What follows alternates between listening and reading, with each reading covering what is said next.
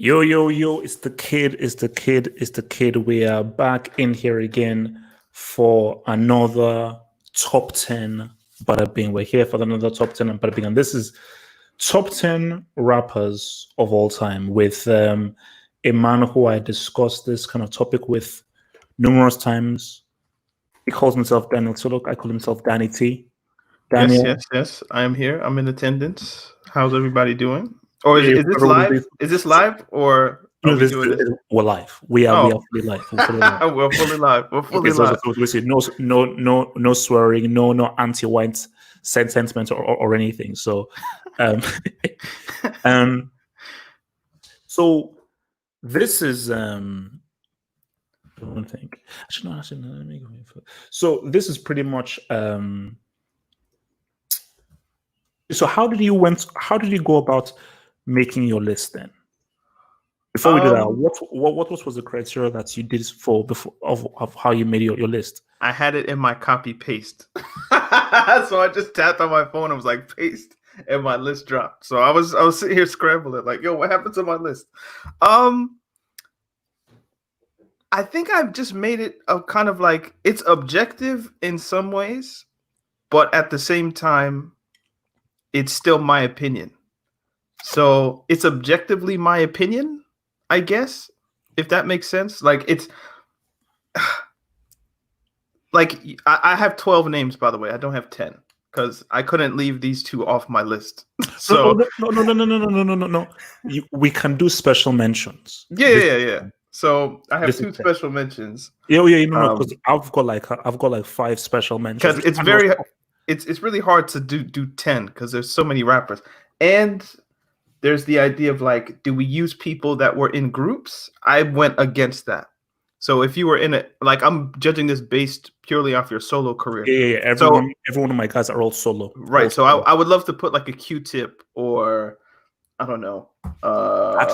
Five dog or Prodigy. Or like Andre 3000 or somebody like that. But I consider him to be a part of Outkast, so he's not on my list. But yeah, so everybody is part of a group or is not part of a group, or if they were part of a group, they have their own solo career. So you'll see like my number 8 and number 9 kind of fall in that category. But yeah, it's pretty objective. Pretty objective, I think. There's like one glaring mistake that people in the comments will get pissed off, but no, because I think look, so basically just to keep it clear, yeah, I haven't seen Daniel's list and I haven't seen his my list. Yep. And I think basically for me it was a bit of a combination because my thing was it was a combination of my personal view and a bit of objectivity. But what I'm trying to do was that I have a view of what I think makes a good rapper. Personally, for me, so for me, sales means nothing. Success means nothing. Those things mean nothing. And also, a little tidbit that I put in was your impact as within the art form of rapping. That was also a little bit of a tidbit. Primarily was how good you are of a rapper. How good did you produce your craft? How unique were you? How much did you stand out? And also, how did you impact the technicalities of rap and how did you evolve? How did it involve the craft of rapping? So those are all of the things that I put into making this top 10 list, man. So you know what? We've talked. Actually, can you do your 5 honorable mentions? Do your first 3 honorable mentions, and then I'll collect with you on number 12. So we can start there. So so basically you want me to just do 3 of mine? Yeah, because you said you have 15. I only have 12. So okay, sorry, it's 1, 2, 3. Sorry, oops. 1, 2, 3, 4. Actually, I have 6. 6 honorable mentions. Yeah, so do your first 4. So who are the 4 that you needed to mention? So Method Man. Yep. Yeah, I didn't add anybody from Wu-Tang either. So Method Man, Jean Grey. Okay. Queen Latifah. Oh, that was a good shout. Yeah. Queen Latifah. This was tough. Rakim. What? It was tough. It was tough. It was tough. It was tough. And even now, You as I said, when I'm like, it was you will see tough. where I have It was Rakim. tough. I mean, you'll see where I have Rakim because he's the god MC. Without him, this modern era of rap doesn't exist. So And do you know why? The thing about it was I also did a thing of if let's say I'd listened to Rakim a bit more, that's fine. I just don't think I don't think I listened to him as more as another person who's on this list who was of his era. There is someone of his era who I just listened to a lot more than I did him. So I really found out about Rakim later on. Because you see, if we're doing a great list in terms of just objectivity, Rakim is like top 3, top 4. Because again, Rakim is one of the most influential rappers of all time. yeah, But this is why he's pretty high on my list. To be fair, but okay, we'll okay, get there. no, but That's it's why I look. said that's why I said I went kind of objective. Like if I was gonna give this to like a website, this is the list I would give to the website. That kind of objective. No, it was tough, man. I mean, it was It's tough because hard. It's hard. It's hard. because I wanted to put Rakim in there, but looking at my list, the thing about my list is I know these rappers very well, and I know their discographies very well. The thing about this is that I just don't know Rakim's discography and just haven't listened to him as extensively as the other ones. So for me, put him on this list would be disingenuous to what this exercise is about, just based on our personal view and our listenage. But see, no, I'm not gonna sit here and listen and pretend that I have Rakim bars memorized and stuff. But you still have to know what they did for the game. You know what I mean? So even though I'm not like an extensive Rakim fan or like I've listened to Paid in Full. I've done like the basic Eric B and Rakim records. Like I know those, but it's just like you have to have him in the list. If we're doing some of you guys are coming up with some wild names. Excuse me? Excuse me? Excuse me? Guys, I don't think you know what this list is about. This list is not about sales and all kind of stuff, but please. But look, look, basically, we'll discuss the list. This list is not going to make any people happy, but the big thing about this list is that it is what it is. So tell me, who are your the guys my 2 honorable mentions? Number 12 was Lauryn Hill, and I put her at number 12 because she only has 1 album, and when I looked at everybody else, they have at least 2, 3, 4 albums that I can respect. So I would want to put her higher, but yeah, the body of work, she has 1 official album and then they unplugged from MTV, which I think is really dope, and it's like maybe 16 tracks and they're all like 9 minutes long, and she's playing the guitar and it's like a whole thing. But yeah, she only has 1 official record, which is one of the greatest hip hop / R&B / no, it's one of the greatest albums of all time.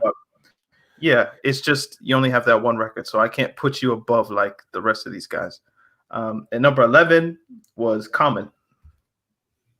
So I wanted to put him number 10. You'll see who I have number 10, but I was like, I don't think I can put Common above this guy, objectively speaking. So yeah, those are my 2 honorable mentions: Lauryn Hill and Common. Should we get into this, man? Yeah. So you want to go last? So it's 10, 10, 9, 9, 9. So give me your number 10 is Kanye West. Excuse me? My number 10, my greatest rapper ever or whatever, is Kanye West. And I'm including his production in this somewhat because I consider him the greatest rapper producer ever. In terms of his first 3 albums, College Dropout, Late Registration, and Graduation are legitimately classic albums, especially the first 2. Graduation's a great album. So yeah, I would consider he has I would have put him higher were it not for like his last 4 records, I'd say. So like Jesus, Life of Pablo, Yay, and the Donald Trump music he's making right now, like that kind of does detract from his status in the list. But I don't think anybody, well, I'm sure there are some, but the first 3 records that he released, you'd be hard pressed to find a solo artist that has that level of kind of greatness in his debut albums. So that's not in a group. So yeah.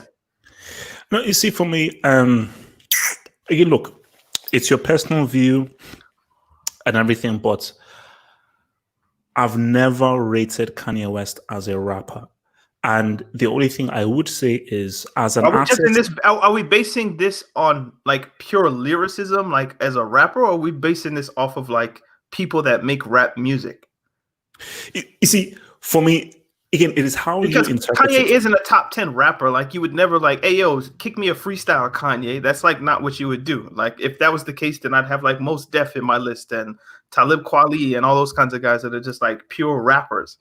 But Kanye makes rap music, and the music that he makes does warrant a top 10 spot. Like you can't deny the greatness of College Dropout, Late Registration, My Beautiful Dark Twisted Fantasy, like even No, Graduation to an extent. Like those are seminal albums in the genre. basically, I agree with you that, okay, he makes rap songs, but when I think of Kanye West, I think of an amazing artist, an amazing musical artist.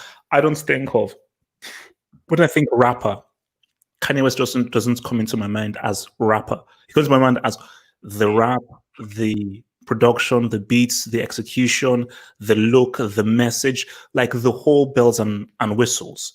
So, but again, it's your list. It's your list. I'm not going to argue with that. For me, Kanye West isn't on top 30 or top 40 for me in this kind of list. But Wow. no, he isn't. But it's your list. So now for my number 10. And you see, I broke this rule slightly in terms of people in groups, and he is the only rapper on this list that's in a group. Is this Ghostface? You'll soon see. And the reason why I put him in is that I really wanted to put Ghostface, but he, in terms of just the ability to rap, you cannot have an all-time list without having this dude in there. And my number 10 is Inspector Deck. okay. And my thing about it is, and this is not even arguable, he has one of the greatest verses of all time. You know, Abomatomically, Socrates' philosophies and a hypothesis. No one can deny how I be dropping these mockeries. Lyrically, I deliver armed robbery. Possibly they slaughtered me. That's what he did on Triumph. That is one of the greatest verses of all time. Now, we don't argue it's the best, but it is in an argument of one of the greatest ever verses of all time. So by that fact, he should already be in there. And the thing about it is, you can say, okay, well, how good were his solo albums and so forth. But I am still coming at this with, see, again, I like how we interpret this question. Because, yeah, I gave Daniel like some guidelines, but still we are coming at this from different ways, which is like what makes these lists interesting. So for me, I'm not going to, his lack of a quality album, I'm not gonna allow that to detract from him, because what I did is, how good are you at your very best? At your very best, how good are you? So in this list, I'm taking you at your very best. And Inspector Deck at his very best, one of the best rappers you'll ever hear in terms of cadence, flow, lyricism, consistency, where every single word is spit to perfection. 100% you have to roll with Inspector Deck. So for me, Inspector Deck, that is my numero 10. Mm-hmm. All right. So we're going number 9. Okay, wait, let me just put in your name. So my number 9, and easy. I mean, you can type the name. I can just get into the thing. Like I'll talk long enough to where you'll be okay. Well, actually, we can remove Inspector Deck from from the screen. That'd be nice. Okay. Well, how do you choose the pictures? You just like whatever looks cool. oh, no. I just go to Google Map and I just put it in. So, all right, yeah, my number 9 was a person in a group, but did have an extensive solo career and kind of still does. Where if he wasn't doing a whole bunch of Hollywood acting movies and this and that, but it's Ice Cube is my number 9. Oh, okay. You know, you have the NWA career that, you know, it's Straight Outta Compton, all of that stuff. He's writing the records for Dre and Eazy-E and all those guys. But then when you go into his solo career, you have 2 maybe of the greatest West Coast albums of all time. If you look at America's Most Wanted with 3 Ks and Death Certificate. So if you kind of include the NWA stuff, which is kind of like a vestige, or not a vestige, but just like it's in my mind, so I can't really remove it. And you add America's Most Wanted and Death Certificate, perhaps Lethal Injection and all those other albums. Once you start getting into like the 2000s, like he kind of tailed off, but then he went in to do his acting thing. So yeah, Ice Cube would be my number 9, because I think even maybe barring Snoop and perhaps Pac, but Pac didn't really live long enough. He's like the quintessential West Coast rapper. He's like the embodiment of LA rap, and I think that's really important. So yeah, he's my number 9. Yeah, no, I mean, for me, I look at Ice Cube in terms of pure impact. I've never looked at him as, oh wow, this guy is one of the top rappers. Have you ever listened to his catalog? Like, especially those first 2 albums? You see, that's the thing, is like I think you like them. I think you like them. See, I haven't sat down and basically it's like similar to Rakim. Mhm. I've listened to it like in passing, or 1 track or 2 tracks, but I've been saying, okay, I'm going to sit down and really extensively listen to like an Ice Cube like very carefully. Have you seen like, have you seen what he's tweeting now? Like, oh, yeah. Listen to his first 2 albums and you'll understand why. His first solo albums, and you'll understand why Cube is like Cube is. Wait, is that Death Certificate, America's Most Wanted? And it's America's Most Wanted and Death Certificate. Those are his first 2 solo projects. They came out in I think 90 and 91. So yeah, listen to those, and you'll be like, oh, so this is just... Say again. Or was that after he left NWA? Yes, because I think NWA, their first record came out in the 80s, like 88, I think. Straight Outta Compton was 88. Yeah. Yeah, no. You see, I think for me, it's one of those things that we're like, which is why when you see what he's tweeting, people are saying that this isn't surprising. This always was what it was. And I think what helped, because I was too young during the NWA times, was the film.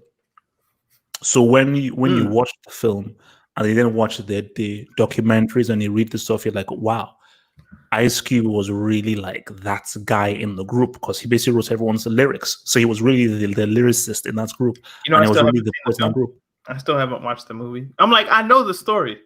Why do I want to watch Eazy-E die from AIDS? Like, I don't want to see that. I don't want to see Dr. Dre, like, what would it be like? Polish his fucking reputation out here. Oh yeah. Because they don't do the whole like beating the woman and stuff. So yeah. But his son does look a lot like him. That's the only thing that kind of makes me want to watch it. Like, yo, it's really good casting. Like, it's basically Ice Cube. It's crazy. It's like a light-skinned Ice Cube. It's literally a light-skinned Ice Cube. So my number 9, you have to have him. You have to have him on this list.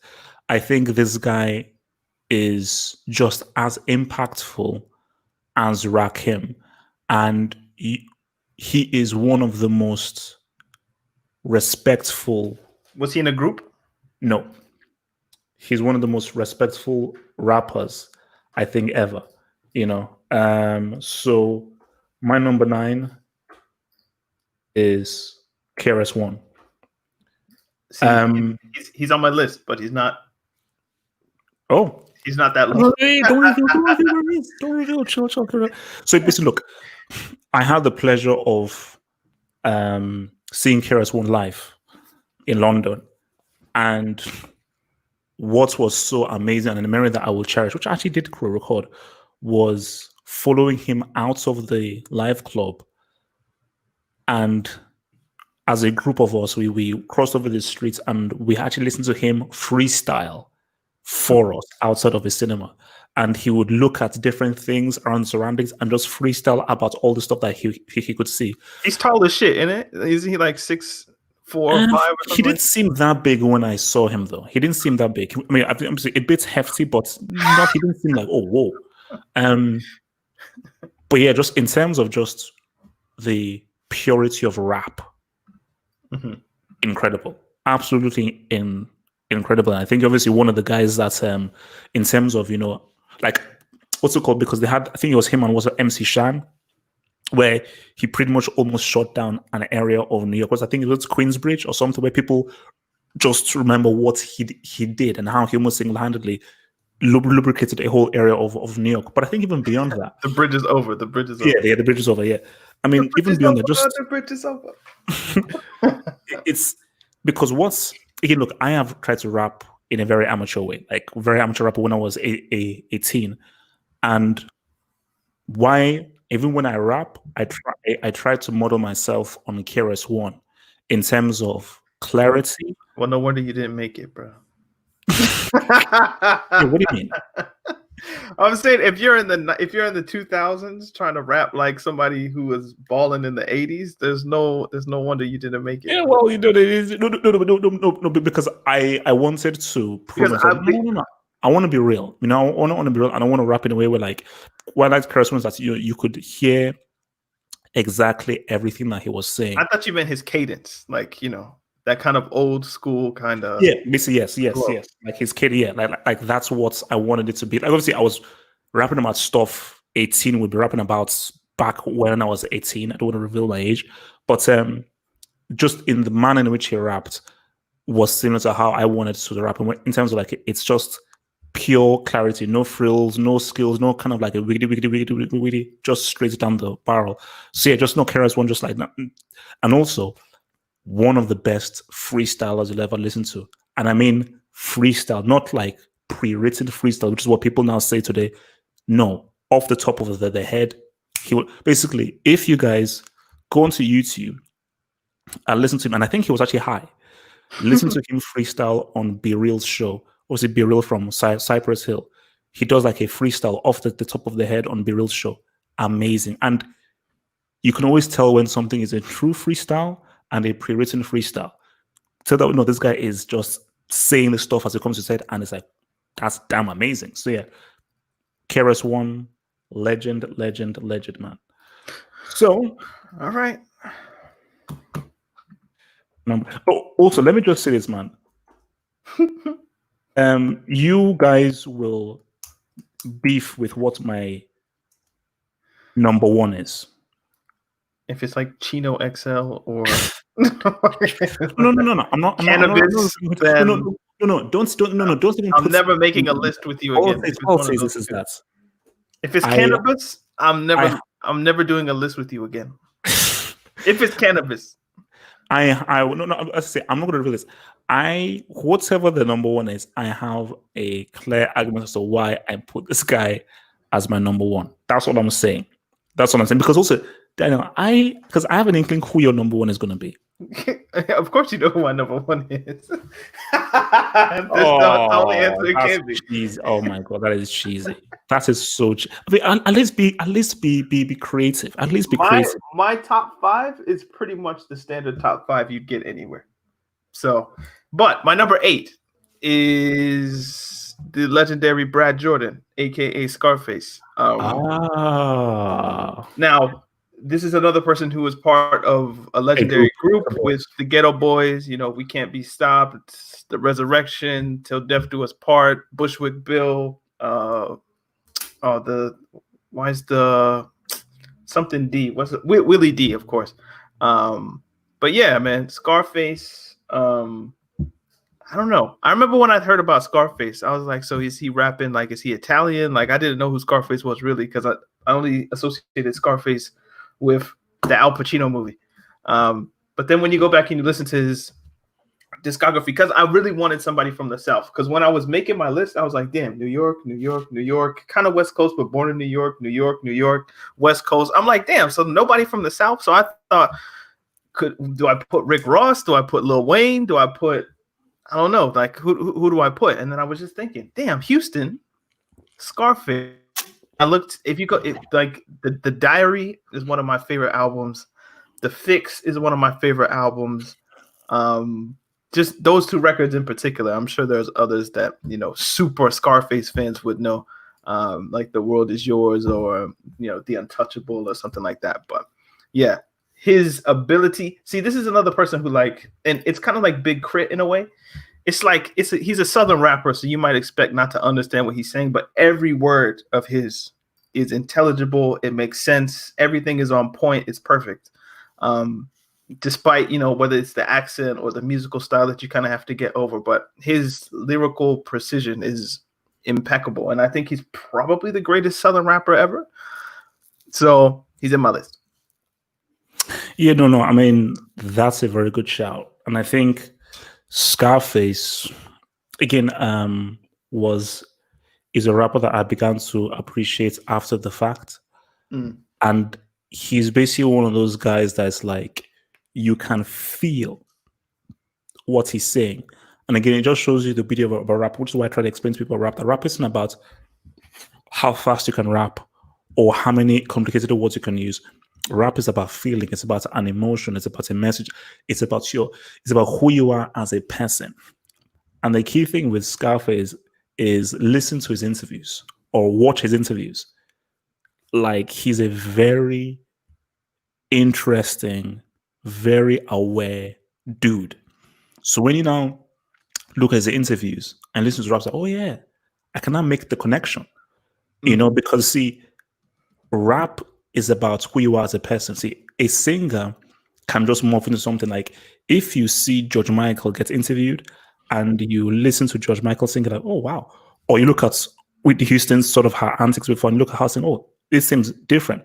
But rap is like one of the only few albums where the rapping coincides with the actual person and what they do. And Scarface is one of the realest anti-superstar, anti-diva people you could ever sort of like know.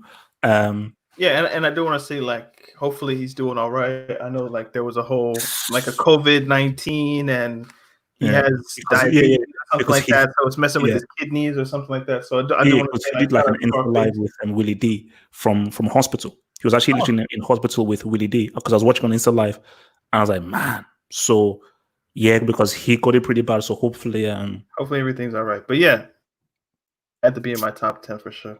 No. That is a good shot, man. That is a very, very good. Yeah, I mean, yeah. That's a good shot, man. That's a good shot. So the rest of these, though, the rest of these are like stock, man. You're gonna hate me, but it's true. Go ahead, man. Give me Chino XL, bro. Where's he at? I know he's on the list. Okay, don't hate. See, my number 8. Now, he wasn't originally on my list. My list was booked. It was in. I was like, cool. Then I was like, damn. Kendrick? You have to have him on this list. Easy. I saw it. Oh, no, you said damn. So I'm like, oh, Kendrick. Oh. And I don't have any new rappers, by the way.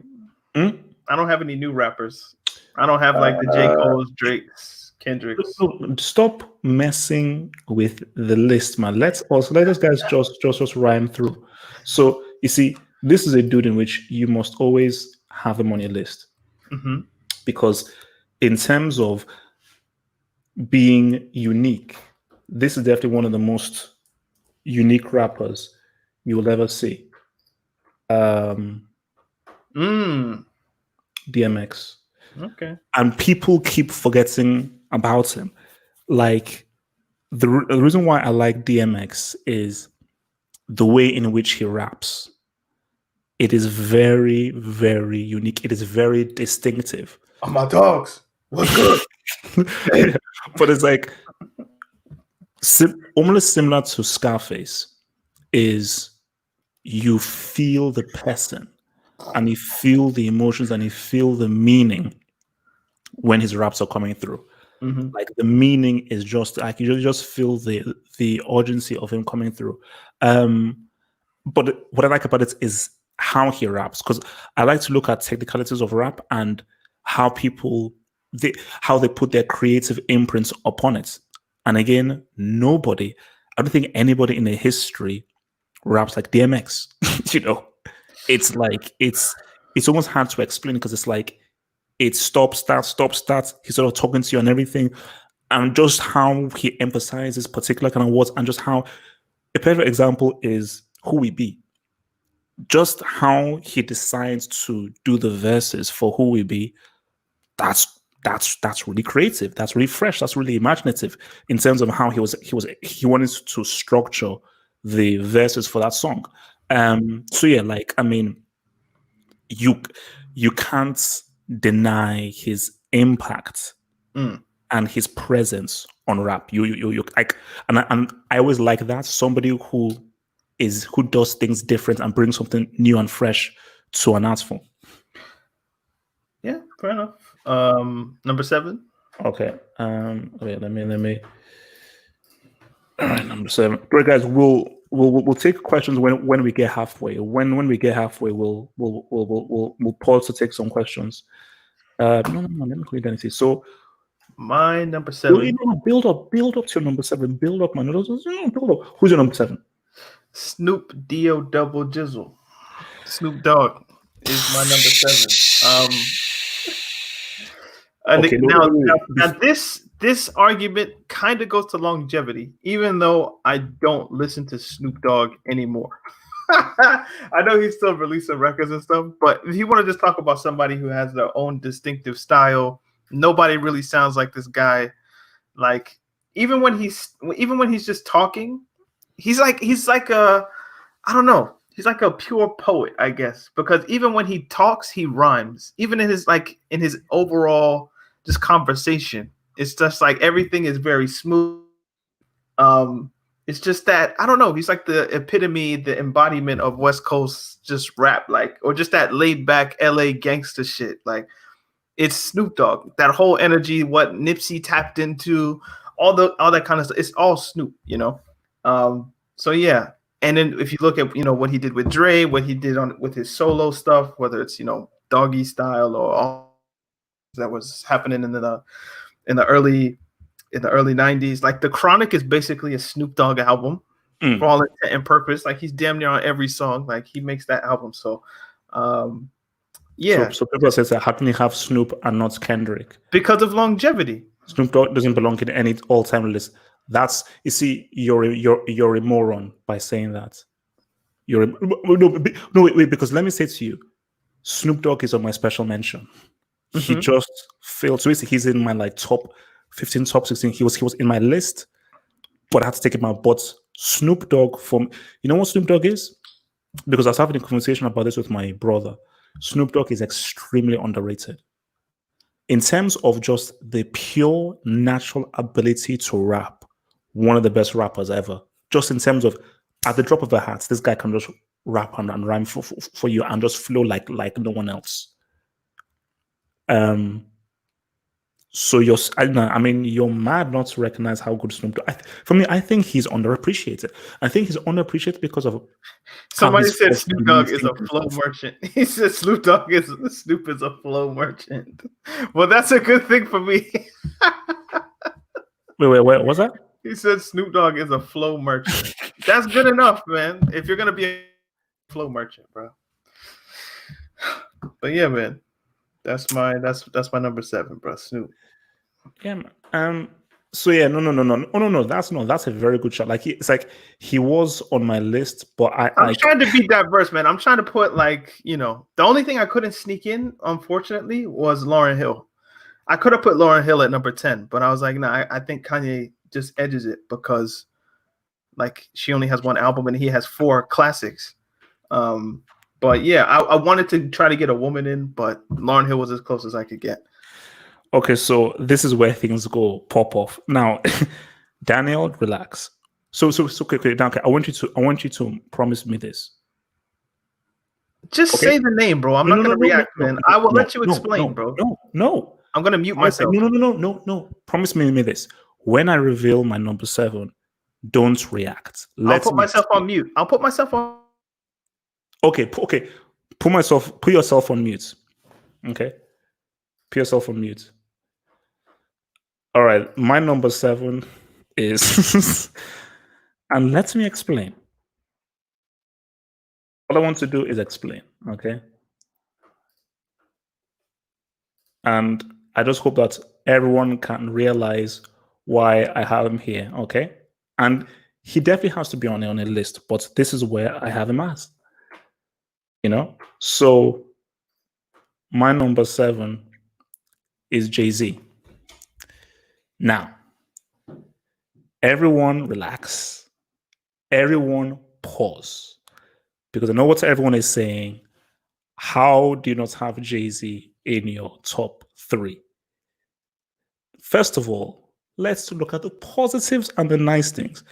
Jay-Z, if you cannot have a top 10 list without having Jay-Z, you simply can't. One of the most naturally skilled rappers of all time, super amazing of all time. So, and I think as Daniel rightfully said, he's like a chameleon. He can give you conscious rap. He can give you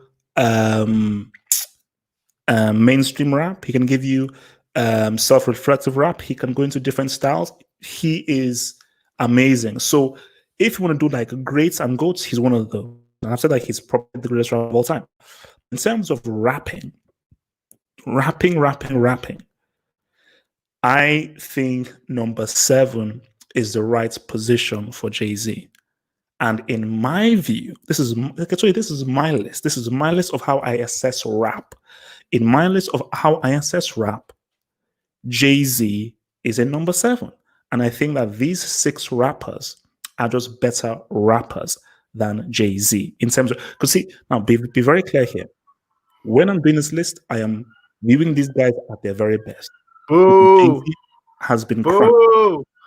Boo! Boo! Boo! Okay. Listen, I'm basing these guys at their very best. I don't have Jay-Z number 1, by the way. So I don't. But I'm just saying he can't be number 7. Like that's ridiculous. Jay-Z isn't in your top 5. Look, you couldn't figure out a way to make him top 5. You couldn't conjure an argument just to make yourself look respectable. How is he top 7? He's number 7. Okay, look, How do you have no.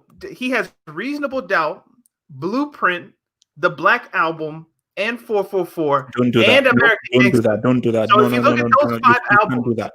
No. Because starting in 1996, no, you can't do that. Do you know why you can't do that? You know why you can't do that? He has a 20-year career. No, you can't bring the album argument because the album is the producer, the executive producer, your features, all those things are also part of your album. This is rapper. You as a rapper. People who see, you're twisting the definition. Because Jay-Z wouldn't be. You can't have Jay-Z at number 7 talking about rapper, but then I know in your list there's no Eminem. Eminem's a better rapper if we just want to look at the pure technical aspects of rap than Jay-Z. How? Because he's better at putting words together. If we're just talking about rap. No. But we're not talking about rap. We're talking about rappers, and rappers make rap music. So Jay-Z's. But what listen, as I just said, you can't disassociate the music from rappers. Because if we're just talking about rappers, then that's rapping is one aspect of being a rapper. No, true, but let me explain. Jay-Z's versatility is why he gets onto this list. But I think, and see, this is just from my assessments, and from me listening. I just feel that Jay-Z has been slightly overrated by people. That is just me. Based on me, and look, I have listened to Jay-Z extensively. And from my point of view, I just feel that at his very best, this is what these guys at their very best. I think there are other guys who've done more and brought more to the table in terms of rapping. Because when I say rapping, it's not about technicalities. What are you saying? How are you saying it? How are you executing it?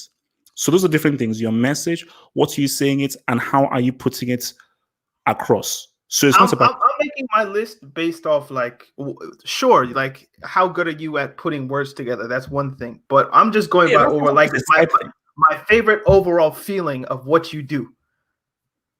You know, so or just like maybe like more consensus of what you do. But yeah, I'm just saying if we're just going based off like word for word, bar for bar, that's opening the door for an Eminem, for a Cannabis, for because that's Chino XL, that's opening the door for a Cassidy, that's opening the door for a bunch of rappers who they might be objectively good at putting words together, but their music is awful. You know what I mean? So that's why Kanye was in my top 10, because I'm going by who makes the best rap music or who has made the best rap music relative to their era in the top 10. That's what I'm going for. So like, look, my number 6 is KRS-One. KRS-One is not a good of a rapper as previous people mentioned. But if you look at the history or the context in which he made the music, which was the the late 80s, early 90s, if you look at the Boogie Down Productions and all that kind of stuff, Criminal Minded, all those records, the music he made at that time was groundbreaking. Therefore, he makes my number 6. Because without him, you don't get the other rappers that kind of not leached, but just built upon the formula that he created. And then you add the fact that this guy is the embodiment of what you would consider hip hop, meaning rapping, DJing, graffiti, breakdancing. Like he is maybe a griot would be the word, just somebody who carries the culture. He's a forebearer or a father of the culture of hip hop. Like I don't want to put him in the same sentence with Africa Bambaataa and all those kinds of guys, because Africa kind of, ruined his legacy in that way. But if you just look at what hip hop is today, coming out of New York in the 80s, you can't not put KRS-One in your top 10. But everything, it has to be relative to the time, you see. So that's why he's my number 6.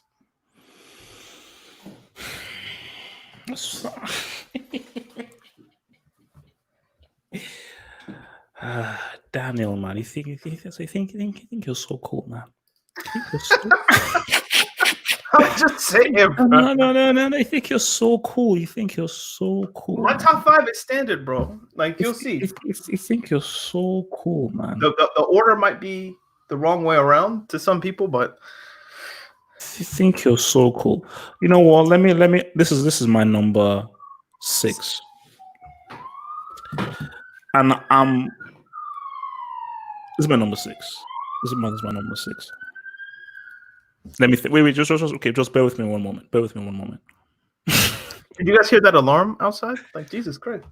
Oh no, that's like a police. Yeah, no, that was like a police siren. They're coming to get me, man. No, they're coming to get you. Shit. Fuck it. I sent them. I sent them. All right, man. Where's this going? If Jay-Z's number 7.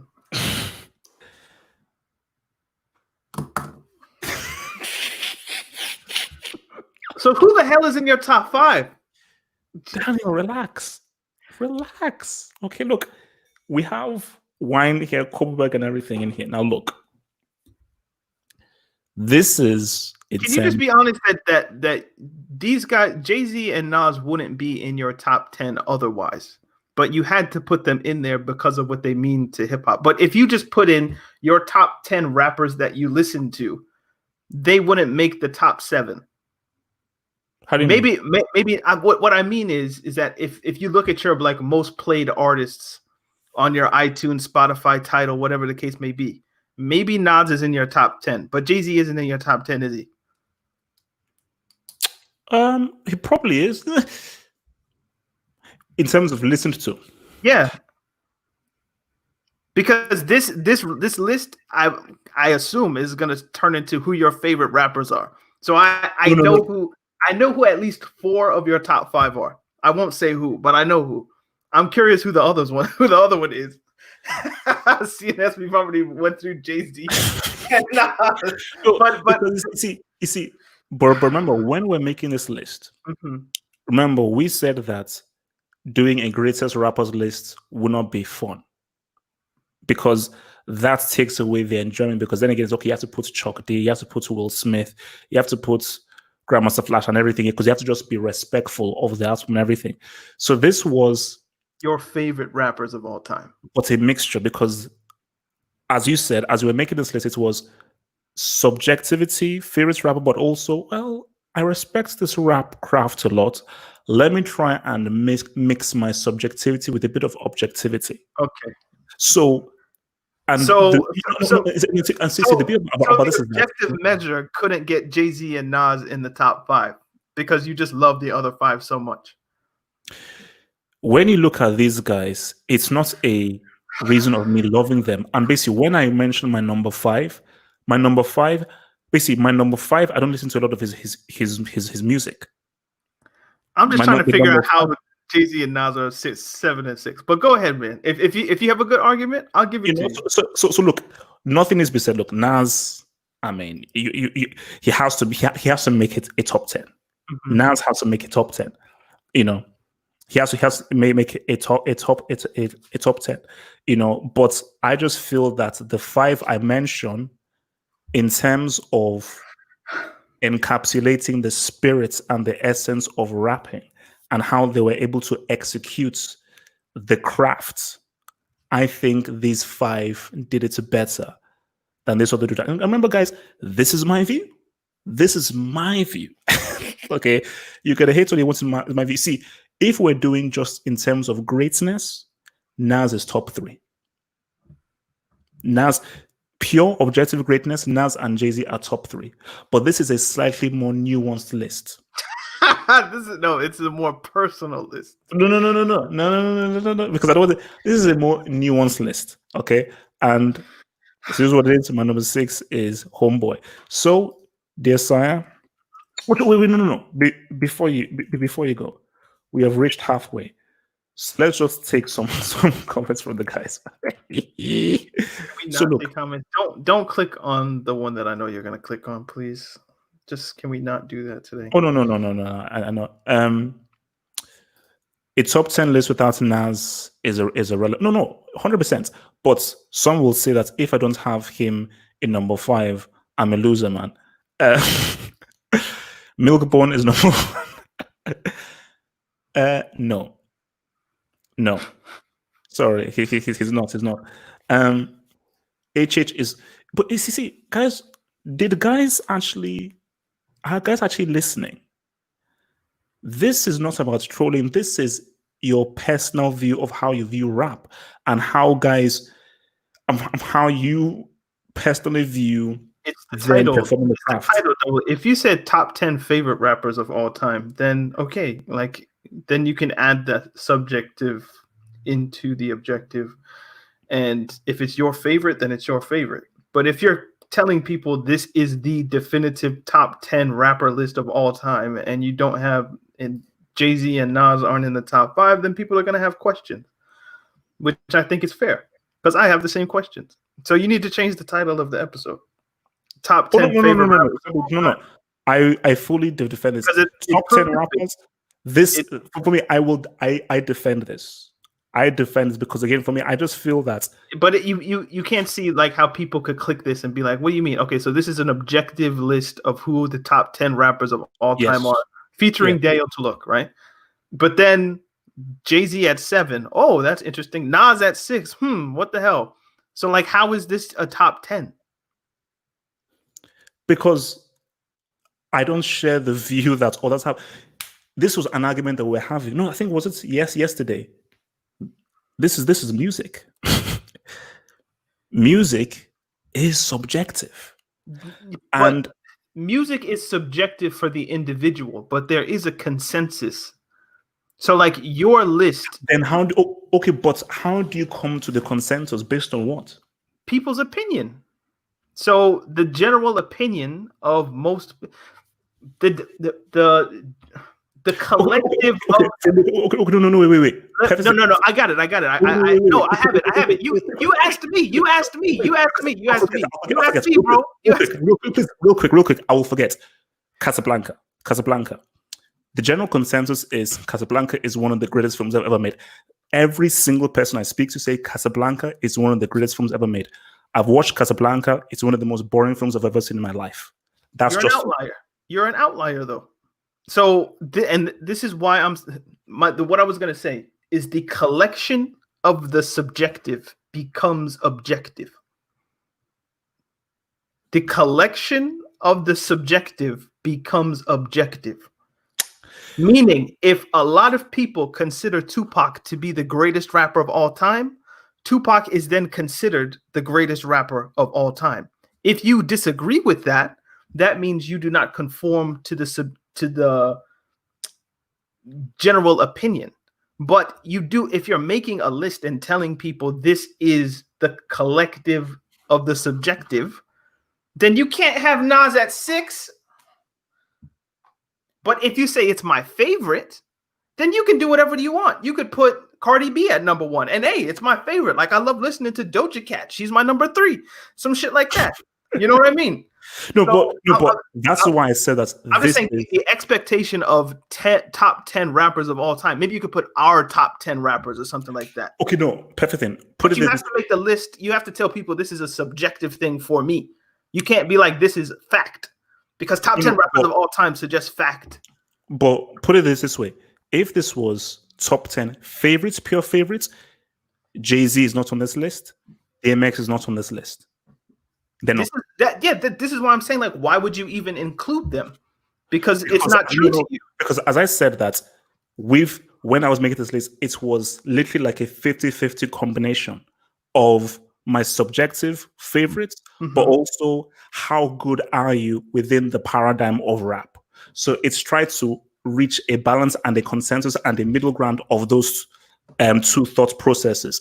Favorites, how good are you within this craft of rap, and reach a consensus on that, which I think would be better, because if it's pure favorites, it's too wayward and there's no point. But which is why what makes it interesting is that, look, people will hate me for this list. They'll come at me, but I have my arguments. You know? So but I don't think I made a top 10. I'm not doing this to be like controversial or all this kind of stuff. I know, but I'm just saying how it comes off to people will annoy them. That's all I'm trying to get you to understand. That's all I'm saying. Like, if you added one word in the title, people would be okay with it. Because this is just HH being HH because this is his opinion and his opinions are a bit outlandish. But then if you say no, HH is telling me that these are the facts, then people are gonna be like, nah, I don't accept that. It's just, that's just what it is. So my list is it leans more to the collective objective side, except I've made one little alteration that I will not budge on, which is Marshall Mathers. Like, because I don't like him in terms of his music. He might be a great human being, but if Eminem was black, you would both rate him as number 1. No, I wouldn't. So okay, you know what? I have the perfect explanation for how. So I don't know anyone's music. Your top 5 favorites TCQ songs. I don't understand what you mean by that. Tribe Called Quest. Oh, hard to say, but off the top of my head, they're all from the same album. Once again,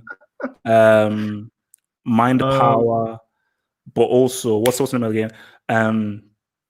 Oh gosh, what's the name of the one from High End Theory? The really famous one. And why am I blanking? It's Low End Theory, by the way. I don't know. There's a lot. Verses from the Abstract, Vibes and stuff. Check the Rhyme, maybe? No.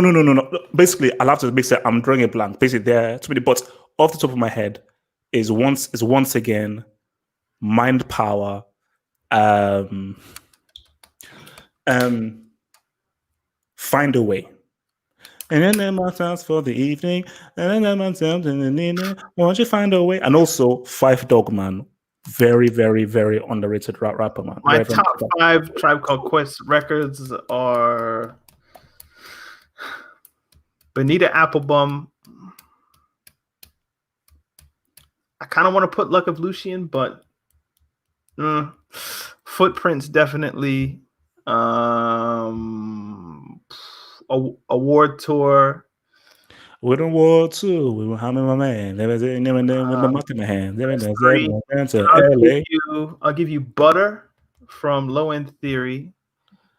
And for me, too and commercial. I'll give you Stressed Out. I'll give you Stressed Out. I don't like Stressed Out. Don't like that track. Even if it's on my favorite album, I never liked that track, man. Like the last 2 records on that. Was it Wordplay? Is that the other one? Those are really good. Wordplay and Stressed Out. But no, once again, that's it. Feels to be classic track, man. Who the heck is Dax? Do you know who Dax is? Nope. I have no idea Can who I Kick It? Of course. You didn't need to send us money to put Can I Kick It? How do we forget Can I Kick It? Oh, Can I Kick It? Yes. No, but again, for me, it wouldn't be one of my top 5 now. It's not one of my top 5. So, guys, okay, so just to explain this, okay, this is to put it through. My personal view of how good these guys rap. My personal view. So when I say my top 10 rappers, from Double H's point of view, how well these guys rapped. And for me, it's a combination of writing, the use of words, and how you express these words. So how was Eminem not top 10? What? How was Eminem not top 10 based on that criteria? I'm sorry, he just isn't, because I've heard guys rap just like Eminem. Basically, for me, Eminem is Chino XL. Is Chino XL in your top 10 list? Is Chino XL in your top 10? Okay. Fair enough. So there you go. So like he's so that's my thing. So it's not really about that, man. So it's just about you rapping and how well you do. They're calling you a hater, man. What? They're calling you a hater. Look, we both. I'm just trying to understand your criteria, and if your criteria makes sense, then fine. Like, it is what it is. I just want people to understand. Like, Hope is coming from a different paradigm, so don't get too pissed off at him. All right, are we ready for number 5? Okay, let's roll with number 5. What's your number 5? Only Christopher we acknowledge is Wallace. Biggie Smalls is my number 5. Wait. No. Pause. Mm-hmm. We can, you know what? Let's do this instead. Just pause. So is your number 5 Biggie as well? Oh, just pause. Pause. Okay. Some consensus. Look at this. We went through all those arguments. Pause, man. Pause. So finally, we agree on something. How we got there? Finally, we agree on something. Biggie. Yep. Like, yeah.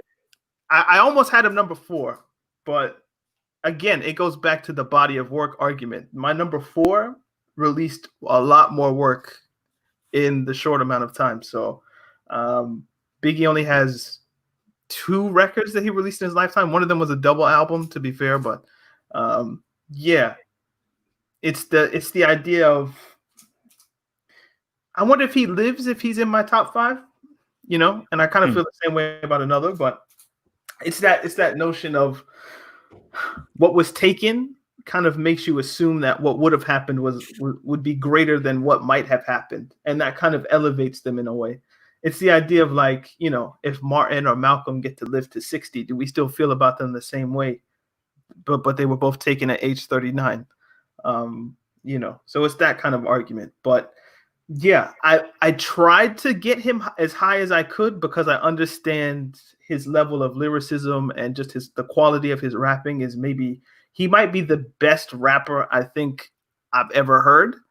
But if you just base it on, or if compared to the other people who had a longer discography, they just had more time to prove their level of excellence. And it's just unfortunate that he died at 24. and I can't really help that. So yeah, it's almost like grading on a curve, because maybe objectively speaking, if you only have 2 albums, then maybe I should put you at like 7. But he's just so good at rap that I had to have him in like my top 5. So no, basically you basically said like he's just a very good rapper. Like he's like the only critique I have of him is like he never really said anything. But then again, as you said, he was young. an older Biggie Smalls who was more experienced, saw more stuff.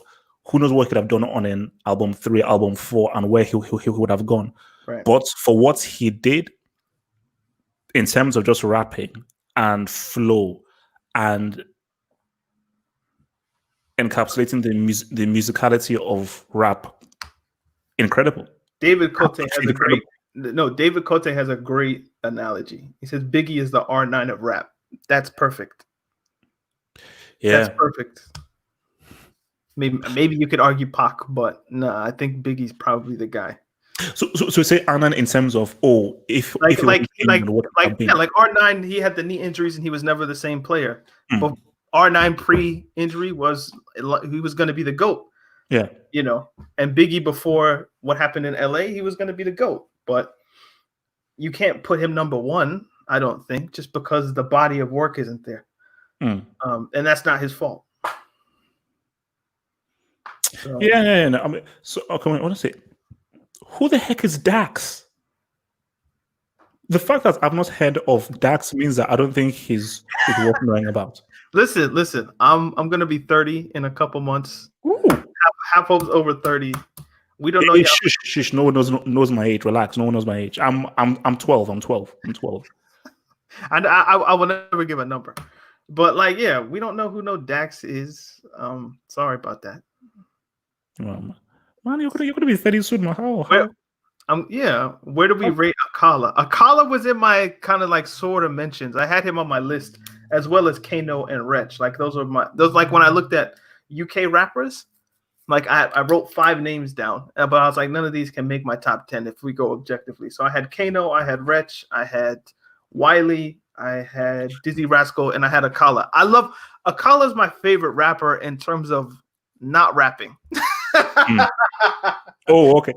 His sister, his sister is Miss Dynamite. Yeah.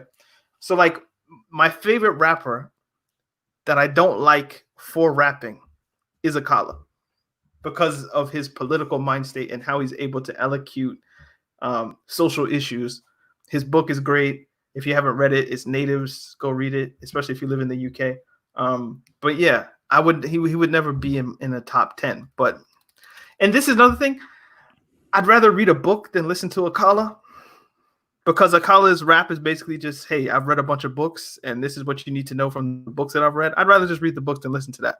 So yeah, same thing with Low Key, or same thing with Immortal Technique, or those kinds of rappers. I'd rather just read the book and listen to you speak in an interview than listen to your music. For me,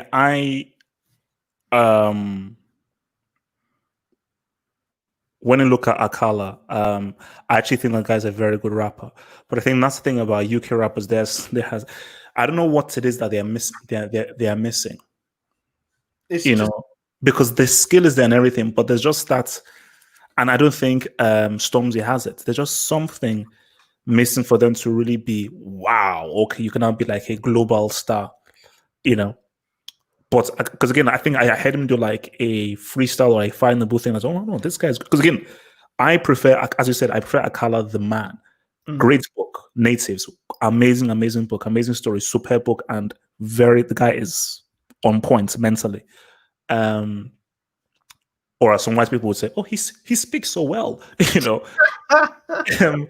But I actually prefer Akala the man. But again, as I said, rap is about who you are as a person. So obviously it works if you can rap, but the fact that he's very on point mentally, it elevates his rap based on the kind of content that he is able to put in there. But the UK has some good young rappers coming out. I mean, you got the Stormzy, the AJ Tracy's, all those guys. They're pretty dope. But it's just I don't know what the hurdle is. I guess you just have to appeal to American Black people. And if they can't get over the accent for whatever reason, it just won't happen. Yeah, and So, I think it's the accents thing, the and the lingo slang, thing, and yeah, stuff. yeah. Like, but then again, I don't think But then look at Southern rap. Remember, people were like, "Man, what the hell are these Southern guys saying with like their slang and all that kind of stuff?"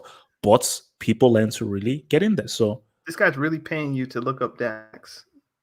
what the fuck? Wait, no, tell me who. Please don't forget to look up Dax on YouTube. You won't regret it. My last request is Dax. Dear God, you will not regret it. I promise. Who the heck is this Dax? No, because if it look, bro, thank you for the super chats. Thank you for it. But if he's a YouTube rapper, I'm sorry, no. That guy sent you $10 to listen to Dax.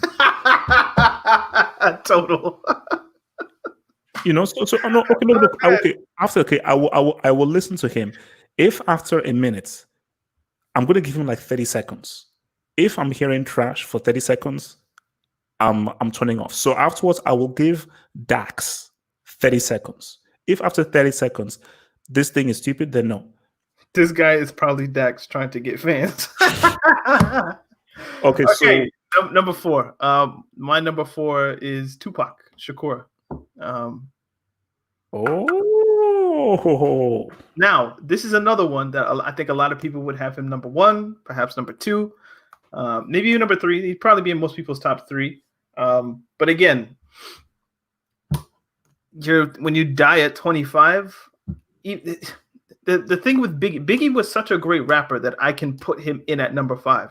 What gets Tupac to number 4 is the body of work that he was able to create in the limited amount of time that he had to create it. So I think he released, let me think, Tupacalypse Now, Strictly for My Niggas,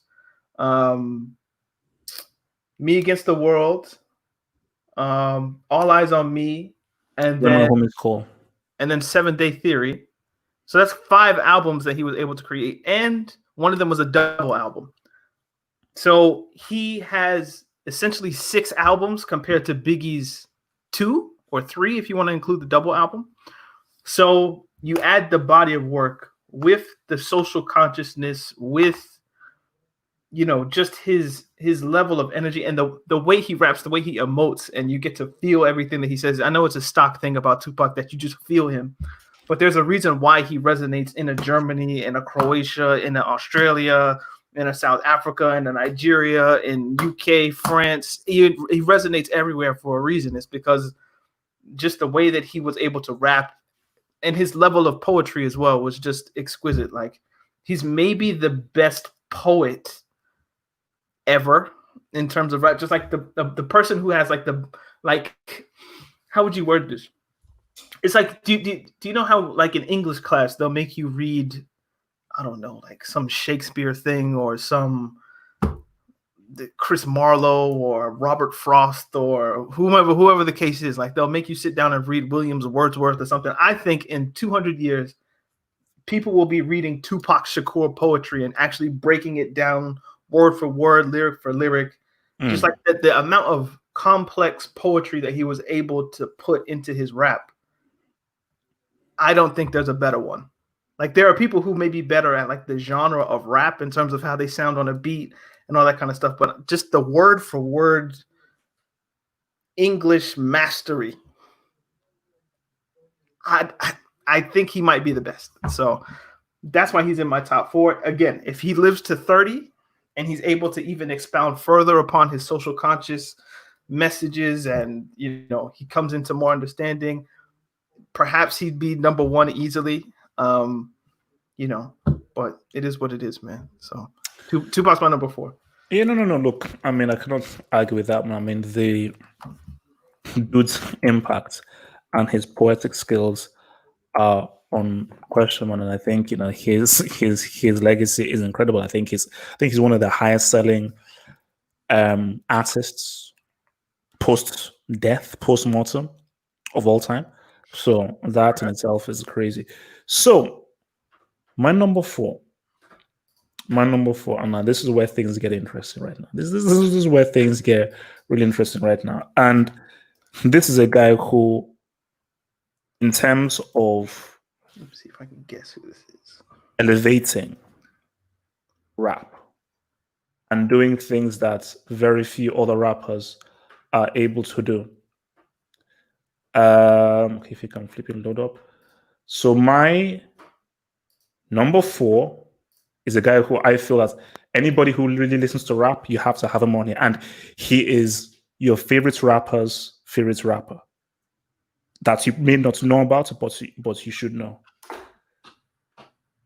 Very much. My number 4.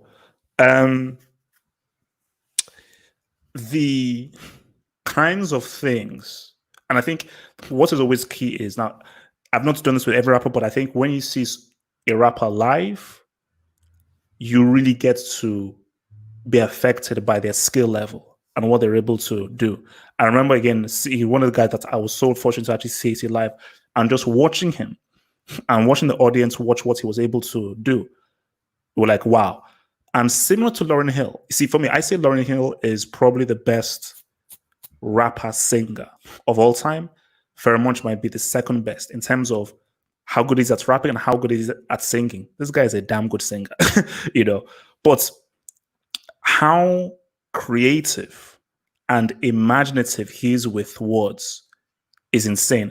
But the key thing about it is that he doesn't use words in a very mathematical, rudimentary way. He uses it in a very musical way, in a very inventive way that still maintains the core rhythm of what rap is about.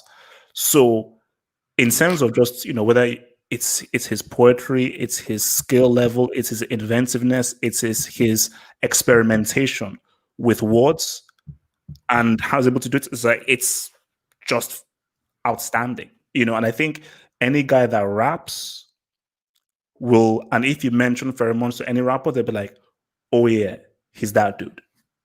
He's that dude.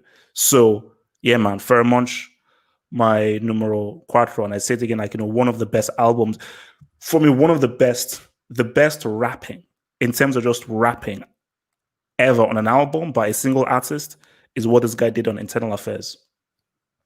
Outstanding. So that's my numero 4, bro. Is Black Thought in your top 10? No. Interesting. Why? Well, I'm just based on the criteria that you're giving. I would think Black Thought would. Well, I guess Black Thought's in a group, isn't he?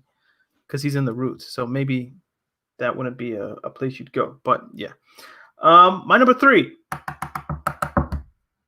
Kid Wizard, aka Rakim. Oh. So the reason I put Rakim at number 3 is because without him, the modern form, like the whole a hip, a hop, a hippie to the hip hop hop, you don't stop, all that kind of weird cadence rapping. If we don't get Rakim, none of the modern elements of rap as we know it exist, because this man on your screen is a scientist. And as much as I say, Tupac might have the greatest poetic skill, without Rakim, he doesn't get to display it in this genre anyway.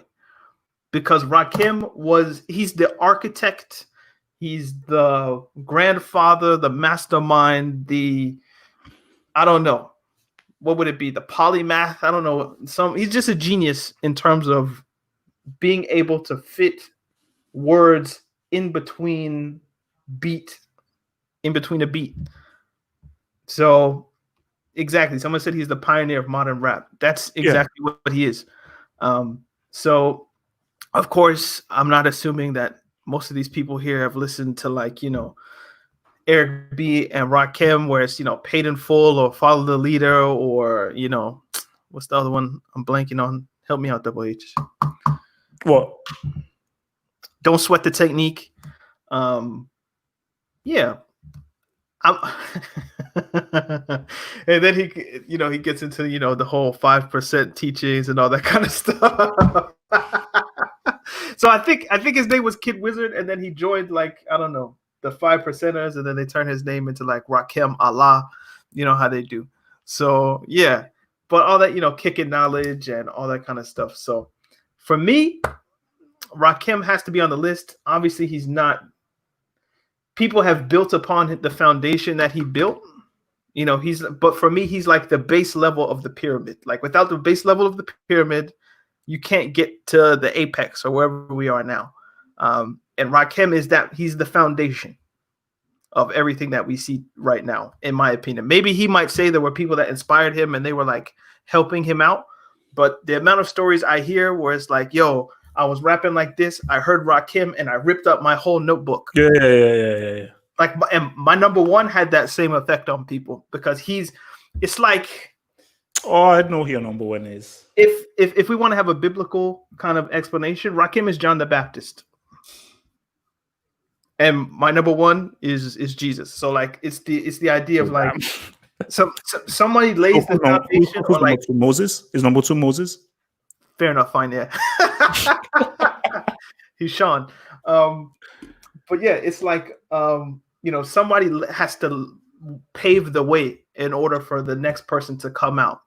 So the idea was in the Bible, it's like John the Baptist he laid the foundation for Jesus to then build upon. But without John the Baptist, you don't get Jesus. So Rakim is my John the Baptist in this analogy. So I'll leave it there. But yeah, if you haven't listened to him, go check him out and just understand when you're listening to it, nobody had rapped like that before. And even if it still sounds dated now, it was revolutionary for the time, and because of that, you have to recognize him, I believe, in the top 3. No, but wait, have you listened to? Is it the 18th letter? I've listened to the master. I haven't listened to the 18th letter, but that's because I haven't that's really downloaded it. So no, because I think it's DC. When you listen to like the stuff with Eric B, that may seem a bit dated. But when you listen to the 18th letter, which is like the album I really listened to of Rakim, I was like, oh no, this is amazing. But as you said, people rapped a certain way before Rakim.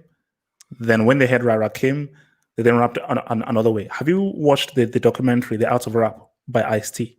No. You know what? I think we need to watch that. We need to watch that. I think that's like another little thing that we should watch. But basically, in the documentary, like Ice-T basically interviews all these rappers. So he interviews Rakim, and Ice-T said that he was one of those rappers that heard him, crumpled up his notepad and said, "Look, let me just do it differently." But when you listen to how Rakim went about making his rap, he said basically he would put dots on a notepad, and those dots would help him structure how he was going to do the rap. So literally, he was maybe the first rapper that was really thinking about structuring. And I think it was something about, like, if you want to put a lot of words into a song, you have to know where you're going to breathe. So a lot of people would rap and then take a big breath, but he would try to find the pockets where I could say this, take a breath, and then sneak another one, and then keep going. Like, he was really into just the science of, like I said, just a scientist in terms of knowing the human body, knowing how much you can breathe, and trying to fit words into the beat. Like, it's just a whole thing that without him taking the time to actually break down, like, okay, the word victory is 3 syllables, so I can fit that with this next one, and that rhymes with whatever next word. Like, it's just that whole thing. So that's why he has to be in my top 3. And I was surprised he's not in your top 10 at the beginning. You see, that's why, because again, like, which is but why there are so many. I don't fault you for not thinking like me, because I'm me, but like, yeah, it's just that one thing. No, because I think it's like, if we're doing greatest, purely impact, he's a top 3, top 4. But I just think, again, we have different kinds of rules on how we are approaching this. But 100%, just to be clear here, for sure, he is one of the most influential rappers of all time. Yep. So who's your 3? My 3. Now, you will find this particularly amusing. I'm making you look bad, by the way, because I just realized, because the way I went about it standard, mine's Rakim. Yours is going to be some... If it's Cassidy, I'm leaving. If it's like some battle rapper, I'm leaving. No. I said you're going to find this particularly interesting. Okay.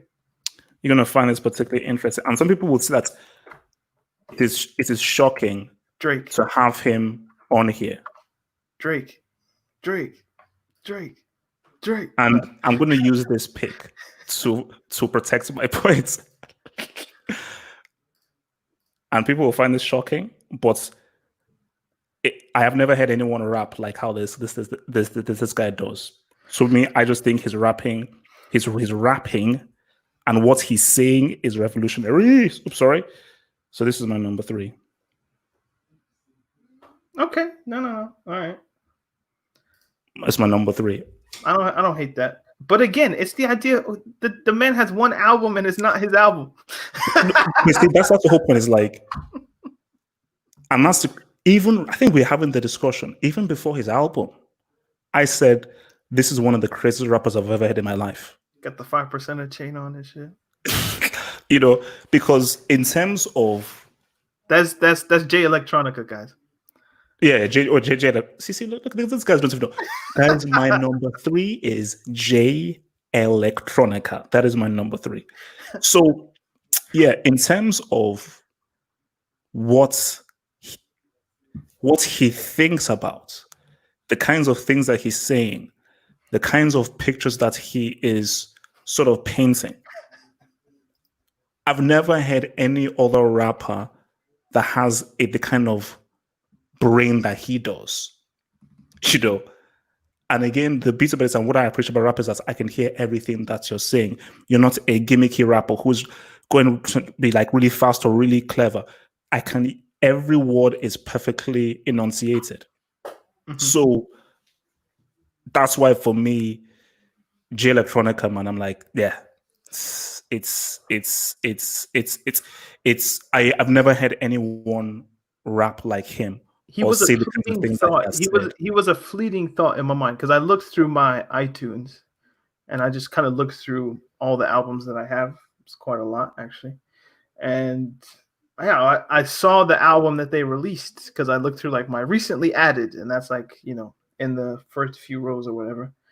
And I was like, can I make an argument to put J Electronica in my top 10? Like, and the only argument I would have for that is Exhibit A and Exhibit C, and I'm like, if I can't put Lauryn Hill in my top 10 because I'm gonna say she only has one album, really, I can't put a man in there for 2 songs, even if they are like 2 of the lyrically greatest things I've ever heard, So I couldn't bring myself to do that because the album that he has was created by my number 2. Wait. Why do you're just giving away? Wait, don't you know anything about CC? You're not a writer. See, this is why, because you don't watch films, you have no idea what suspense is. There's no suspense to this, and I thought it was a good segue, bro. I thought you were gonna put, Daniel's number 2 is now Jay-Z. I don't do.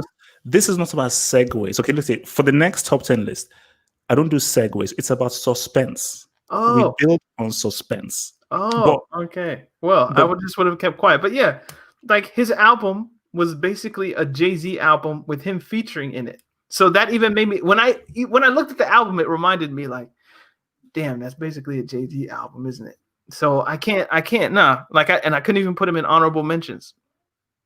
He wouldn't. I don't think J Electronica, if we're doing like my greatest rappers, I don't think he'd make it my like top 15. Just because I need more from you in order for me to solidify what I think you could be. No, but for me with J Electronica, I think he's like the Mario Balotelli of rap at this point. No way. No, Mario Balotelli had the great tournament in Euro 2012, and everybody thought, he's only 21 years old. This is going to be the new coming of the next great striker in the world, and I consider that to be, kind of like J Electronica's Exhibit A and Exhibit C. But then nothing came after it until now. And it's still not even his. So I just kind of consider him like, you could have been one of the greatest, but I need to see you do it. The good thing for J Electronica is you can keep rapping until you're 50. For Balotelli, it's kind of over. So like he can always redeem himself. But it's just that idea of like, you need to show me more. Like I saw the talent. Everybody knows you have it. You just have to do it. No, but I think it's disingenuous to compare him to Balotelli because I think with Balotelli, that was harsh. Maybe that was harsh. no, that's the fact. I think he has so fallen down um, that I don't think that he has reached the downward depths that Balotelli has had. And for me, I have already had enough of him to put him in as a number 3. To the guy that said we can't take you seriously for not mentioning Andre 3000 and Outcast. At the top, we said we weren't going to do anybody that was in a group or that most of their work was in a group. So Andre 3000, all of his work came with Outcast. So also, ASAP Donkey, you don't need to type in capitals. We can still see your stuff. So unless your capitals, he's angry, but he's angry. Like, let him vent, man. That's the only way he can express. He's been angry for the whole stream. I don't. He's been angry for the whole. Yeah, so like, bro, like, I mean, see, if your caps button is broken, then I'm sorry, but if it's not broken, HH is number 1 and it has a. You know what? He was on my list. I mean, after that assist, I was actually going to put him on my list, man. All right, so yeah, my number 2 is Sean Carter, aka the Jigga Man, J-Ho. Jigga who? Jigga what? Jay-Z. And I battled this in my mind whether I was going to put him number 1 or number 2, and the more I thought about Rakim, the more I realized that my number 1 is going to have to be my number 1 based on that argument, which dropped Jay-Z from number 1 to number 2. And I don't even think I need to really argue this point. Oh, sorry. My keyboard is broken. Leave me alone. Okay, I'm sorry. It says his keyboard's broken. But yeah, nah. I mean, Jay-Z has 4 classic albums. Yeah. 5 at a push. You can yeah. I would give you Reasonable Doubt, which is what we're seeing on the screen right now. I would give you Blueprint 1. The Black Album. The Black Album. And I include 444 in terms of classics. Yep. Other people might say American Gangster is kind of like a very underrated project. So yeah, I would say 3 for sure, 4 perhaps, 5 at a push. And if you just look at, so he's rapping from 1996 up until 2017, and it's not like he's gotten worse. In some ways, he's even gotten better into his older age. And I look at him and I think this is what someone like Biggie could have been if he was allowed to live, or this is maybe what Pac turns into if he was allowed to live, not in the same way, but just the idea of maturity and just coming into some sort of consciousness or understanding of yourself would maybe be a better way to put it, so it doesn't get conflated. But yeah, just, I mean, he's a king of double entendres, triple entendres. If we want to talk about flows, if we want to talk about evolutions in terms of different eras of rap, or if we want to look at, he was doing the mafioso rap in the 90s, then he got into the kind of pop rap thing or just flashy rap, materialistic rap in the 2000s. Now he's talking about building wealth and legacy and all that kind of stuff. So he's been through the kind of evolution of a man, and we've got to watch it and listen to it in real time. And all of that with a level of lyrical density that you can't help but appreciate. So yeah, and complexity, that he's another one of people that you could easily like do a college class on, like the interrhyming skill of Jay-Z. Like, and another person who I wanted to put in my list was Big L, but then I realized he only has 1 album, 2 albums. He has 1 official album. I'm forgetting the name of it is slipping on my mind. Lifestyles of the Rich and Dangerous, Lifestyles of the Poor and Dangerous, maybe is what it's called. It's one of those long titles, and I was thinking, yo, that might be a good shout to put in like my honorable mentions. But then it made me think of Jay-Z again. It's like, yo, Jay-Z was able to do what Big L did in terms of the kind of very fast dibbity, like that whole kind of snappy, quick rap. I met a nigga named Mac in a black act and put the cap to his click clack. Sorry, like that whole fast rap, lyrical miracle shit. And then he switched it. And I wonder, like, would Big L have ever been able to kind of make that transition But I don't think Big L was ever as kind of marketable maybe as Jay-Z was. But yeah, that's just why that's why I went with Big L. But yeah, Jay-Z's got to be number 2. Longevity, skill, and just the messages that he puts in his music at this point, especially. No, what's no look, man. No, Jay-Z is that dude, man. I think in terms of what's look, it's the guy's impact. The guy's impact is insane. And I said again, he has the greatest longevity amongst any other rapper that you'll see. His longevity is off the flipping chain. And yeah, man. I mean, while I've never been the biggest personal fan of Jay-Z, I'm still a huge admirer of what he's been able to put across. So for me, like just as admiring what he's able to do, off the chain, man. And he created Jay Electronica's album. Put that in there as well. What? He was the star of Jay Electronica's debut. Man, look, man, leave my guy Elec alone, man. Leave my guy Elec alone. So we're on number 2. Yep. My number 2. So my number 2. Now, some guys call this crazy, but I'm putting him in there, man. This is easily one of the best rappers I've ever had, bar none. Cannabis.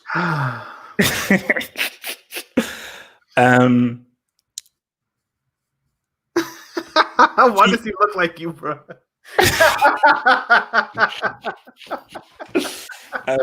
No, but like you, man. No, but speaking serious, like basically, the first rap I could memorize without looking at Rapper Genius was his rap. Basically, his final verse on How We Roll is the first verse that I could recite from memory without looking at a website, the booklet, or Rapper Genius. Cannabis at his best is arguably one of the best rappers of all time. At his best, just that his peak was very short, from between the late 90s and the early 2000s. But please, I recommend to any of you, go to YouTube and just type Cannabis verses. Some of his lyrics, what he says, how he combines them together, what he's saying, the triple entendres, and also this is my key thing, the clarity and the conciseness of rapping, the cadence, the breath control, it's insane. It is absolutely insane. The area with Cannabis is, even if I don't like to use the album thing as a crutch, and you can blame Wyclef and everything, his album with Wyclef was trash, horrible. All that was okay, but he never was able to create a proper body of work. And I think that he didn't say enough. There are a few things that were interesting that he said, but I don't think he had much more of conveying a message. I think he relied too much on just, this is how skilled I am. And he was supremely skilled. But I think a key element of rap is you have to say something. You have to have a commentary. You have to have a message, because it is such an amazing art form in which you can really push the needle and say things. He didn't really say enough with it. So with regards to his poetry, and I think poetry is big in rap, I don't think his poetry game was really up notch. But in terms of just rapping, again, you listen to what this guy has done and what this guy has said in some of his verses, it's insane. It's insane. And I am convinced that there was a period in time that I don't think I've heard anyone rap better than Cannabis during his peak. Basically, peak Cannabis. That's what I say. Peak Cannabis, untouchable. Absolutely untouchable. So, now, actually, wait a minute. Actually, let me see. I know what your number 1 is, but let's build up. Let's build up. Let's build up. And because I know what your number 1 is, I can't argue with this. Because I've always said that I've never been a fan of, not a fan, but Jay-Z is not really the guy that I would call my favorite rapper. But this dude, bro, You see, gets Jay-Z everything. is my favorite rapper. Oh, Jay-Z is your favorite rapper? Like in the history of hip hop, I'm pretty sure Jay-Z's my favorite. My favorite rapper now is Cole, but I can't put him in the top 10. So J. Cole, they are coming for him. Yes, up, I saw your tweet. Do you know what the weird thing is? Every time I see J. Cole now, he just reminds me of you now. Why? It's weird. Like every time I don't have locks. I don't have locks. That's Daniel. I don't have locks. You think all mixed race people look alike, bro? Yeah, I don't know. Because like he's from Carolina, he's mixed race. The way he talks, and basically he just reminds me of you. Fair enough. Yeah, man. Nasir Jones, Nas Escobar, Nasty Nas, God MC. Now, this is the Jesus Christ of rap. Because Rakim laid the foundation as the John the Baptist. And I was like, okay, so if Rakim is my John the Baptist, then Jay-Z can't be my Jesus. There has to be somebody who comes after Rakim who builds upon and really expands the foundation of what he built. And it's not Jay-Z. It's Nas.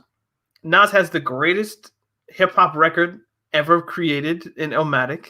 You can argue with your mom, but those are the facts. It's one of the greatest albums of all time.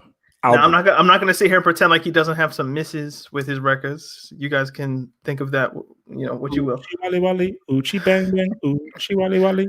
The beat's dope. I don't give a shit. Shout out to Gloria Velez. My God, one of the best video vixens out there. Gloria Velez, we salute you. Okay, pause. Who are your top 3 video vixens of all time, bro? Gloria Velez, Vida Guerra. was Esther Baxter a video vixen? Yeah, of course, man. Yeah. Basically, Esther Baxter. Okay, no. Okay, my number 1 is Melissa Ford. Easy. 2. What about Melissa? Because when I was basically I used to have a Melissa. I had a Melissa Ford phase where all of my desktop things were all of Melissa Ford. Me too. Melissa Ford, man, that booty, man. Damn. So yeah, so I got Melissa Ford number 1, Esther Baxter number 2, and then Vida Guerra number 3.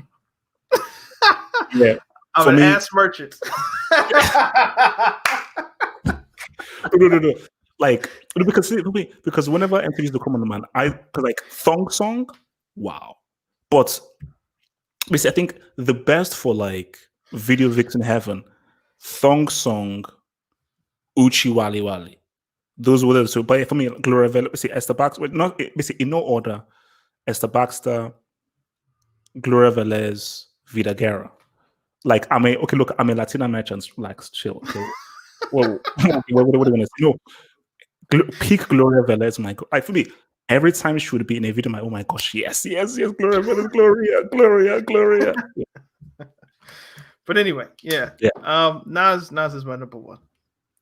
I don't need to really explain it. You guys know why. Like, game changer. He's just the best rapper that's ever been created. It's pretty much that simple. Because he was able to build upon what Rakim did, he came up in the right era with the right beats.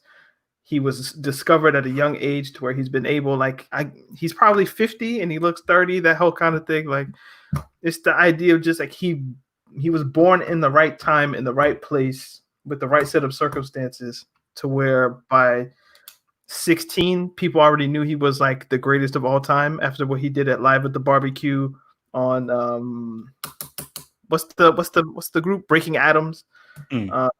Yeah, it's just when I was hell. No, what's the bar, man? I went to Hell for Snuffing Jesus. Or yeah, something like that. I wanted to get it right, but that just the whole package. Nas has it, man. There's a reason why him and Jay-Z had the beef, man. Yeah, they were going for the crown. They're the top 2. Jay-Z threw first. Jay-Z threw his first. Takeover is underrated, by the way. Takeover is underrated. Listen to Takeover. It's underrated. When I was 10, I went to hell for snuffing Jesus. Yeah, man. Yeah, no. Look, Not the it's goat, I said man. again, Illmatic is one of the best albums of all time. Not just a rest rap album, one of the best albums of all time. And I think Nas changed rap. As much as Rakim changed the course of rap, I think there were two critical turning points of rap. I think it was Rakim and Nas. And I think since then, like people say Kendrick, no, like Kendrick isn't sniffing this freaking list. Okay, this is also my top 10 all time. Okay, relax, chill. But yeah, man. But I mean, it's just like for me, you see, I am slowly coming around to it was written. I'm slowly coming around to it was written. What do you mean? That's a classic. I said I'm slowly coming around. When I first listened, The problem is people say the argument always starts with "it is written" is better than Illmatic, and that just sets people against the album because people, all you got to do is Google Illmatic better. Google "it is written" is better than Illmatic, and I'm sure there are many articles and many Reddit threads about people believing that. See, you're just trying to be cool. You how do you say that? How? I don't know. But, it's just the idea that if something can be better than Illmatic, then it must be classic. So, yeah. No. I think when I first listened to it was written, I was like, good, but not as good as Illmatic. The more and more I listened to it was written, I'm like, oh. Basically, with subsequent listens, it gets better and better and better. Mm-hmm. So I'm going to listen to it again, and I'm like, okay, because he went a very different direction. And this is a guy that's obviously growing, and I'm beginning to sort of understand it a bit more than I did when I listened to it the first time, and I'm sort of like accepting it for what it is, and it gets better with subsequent listens. And isn't Foxy Brown on one of the tracks, isn't she? I think so. Yeah. She's okay. So my number one. Oh boy! See now, build up to it. See now. This is the thing though. I would have thought Cannabis or Pharoah Monch would have been your number one. So I legitimately have no idea who this is going to be, because you said Chino XL wasn't on the list. Now that might have been a lie, and if I see him number one, it could have been a lie. Just don't make it like Benzino or some like next trash rapper. You see, I think that's when I thought long and hard about this, and you see, I tried to be like, okay, should I put him in there? Should I not? Should I put him in there? Because I said, because because I've struggled, but I say, you know what? Take them at their best. Because again, Nas has his Uchi Wally Wally, Cannabis has his trash albums, Jay-Z has his bad songs, Pharoah Monch never really did anything after Internal Affairs. So every rapper has that bad apple. No rapper has full-on perfection. Biggie, it was too short, too much small material. You can pick apart at everything. So say, you know what? Forget that. Look at them at their very best. This guy at his very best, I think this is the best rap of all time. At the very best. Well, I won't argue with you. Because you see, I've never liked Gangster Tupac. I've never liked Thug Life Tupac. I've never liked, Hit 'Em Up Tupac. I've never liked that. And I actually hate that track, Hit 'Em Up, because again, it's like, it is what led to a great poet being killed. So that whole aggressive Tupac, Thug Life, West Side.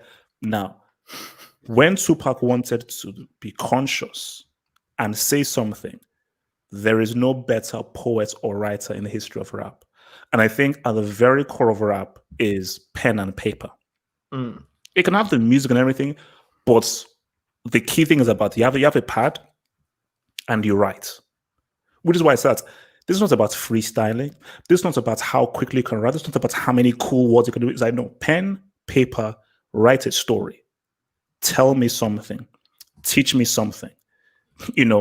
Like there's, I think it's I don't know whether it's in Brenda's Got a Baby or something, where he talks about, Black women. We have to be real to a woman, heal our woman. And keep your head up. Keep your head up. Keep your head up. Keep your head up. Yeah, keep your head up. Just a woman. So he's not rhyming. Woman is just the same thing that is doing it, but it works because it's poetry. And when it's poetry and not, I'm trying to think of the clever rhyme scheme, it's much more powerful. So when he wants, because I think sort of the beauty of Tupac was that he had split personality. At one side he could be aggressive and crazy. At another side, this guy was very conscious and was like a social leader. So, but when you just listen to the words that he's saying, because for me, it's actually easier to think up complicated words and shove them into a rap thing to be cool. That's actually sort of easier to do. What is harder is less is more. Where let's just, how can I say a billion things which you're using like 5 or 6 words? And that is what this guy did. So when Tupac wanted to write and say stuff, and you listen to how he's puts a piece of poetry together, I don't think anybody did it as direct, as well constructed, with the kind of unfiltered delivery in the way that he did. So, yeah. And I see, my thing is that I take them at their very best. So, yeah, there are a few songs I didn't like. Maybe there's an album I didn't like, but just when he did his thing, he is the best rapper. He is the best rapper. He is the best rapper. And also on my playlist, one of my personal favorite songs of all time is "Do for Love." That's like literally just forget rap. It's just that's my favorite songs of all time. And again, his rapping on that and the writing on that and the lyrics on that are outstanding. So that's your favorite Tupac record? Yeah. No. Basically, it's my favorite Tupac record, and it's one of my favorites. If I was to list like my top 10 favorite songs of all time, "Do for Love" is my top 10 favorite songs of all time. So I don't know if I have a favorite Pac record. I have different favorite Pac records depending on what I want to listen to. So also, like "When My Homies Call," that's also one of my faves as well. I like "I Get Around" because, like, how people always say, man, he has the same flow every time, man. He just raps the same. I'm like, okay, go listen to "I Get Around," and I'll be like, oh, okay, because it's not the same. It's not the same. But like songs like "Trapped" or "Brenda's Got a Baby" or "Me Against the World." Yeah, just like I'm more of a fan of the conscious Pac. I don't know who isn't. I don't know who likes the whole when we ride on our enemies. Pac is. I mean, it has its place, but it's just like that kind of energy isn't or wasn't constructive for him. I don't think. Okay. So we have to address the pink elephant in the room, but let me just say, I'm not just saying this. I believe my poetry is number one ghostwriter. I'm glad and I'm happy that you believe in yourself. I'm glad and I'm happy that you believe in yourself. Real Deal says Nas is the best storyteller of all time. My number one. Oh no, Nas. I told you, like, what's Nas? Wait, how old was Nas when he did Illmatic? 19. Perhaps. Oh 18? no, it's no. It's yeah. Oh, 19. Mm-hmm. Wow. 18 or 19. HH Cannabis number 2. I'm dead. Scarface, Jadakiss, Mace. Where the hell did the Mace come from? Mace. He's looking for that to help him out. What the hell, Miles? Okay, so let's deal with the pink elephant in the room, man. Eminem. No. Wait. Which rappers do the comments think that we missed in our top 10? So if you could just like, who didn't we mention over the course of this almost 2 hours that you guys think should have made the list? Like, which rappers that didn't we mention? So guys, tell us, which rappers did we not mention in this list? Because I think some people may have actually. Oh, they want to recap. They want to recap. Okay, so you give your recap and I'll give mine. So let me go in here and let me copy paste again because I deleted them so I didn't repeat anything. Uh-oh. Damn, I lost my list. Let me see if I can recount it from memory. My number 12 was, and my honorable mentions were Common and Lauryn Hill. My number 10 was Kanye West. Yeah. My number 9 was Ice Cube. No, that's too low. Who was my number 9? Double H, help me out, man. Was it? It wasn't Scarface, was it? No. Where's my list, man? Actually, not a Wait a way that minute. I could do this. Wait a minute. No, I got you. I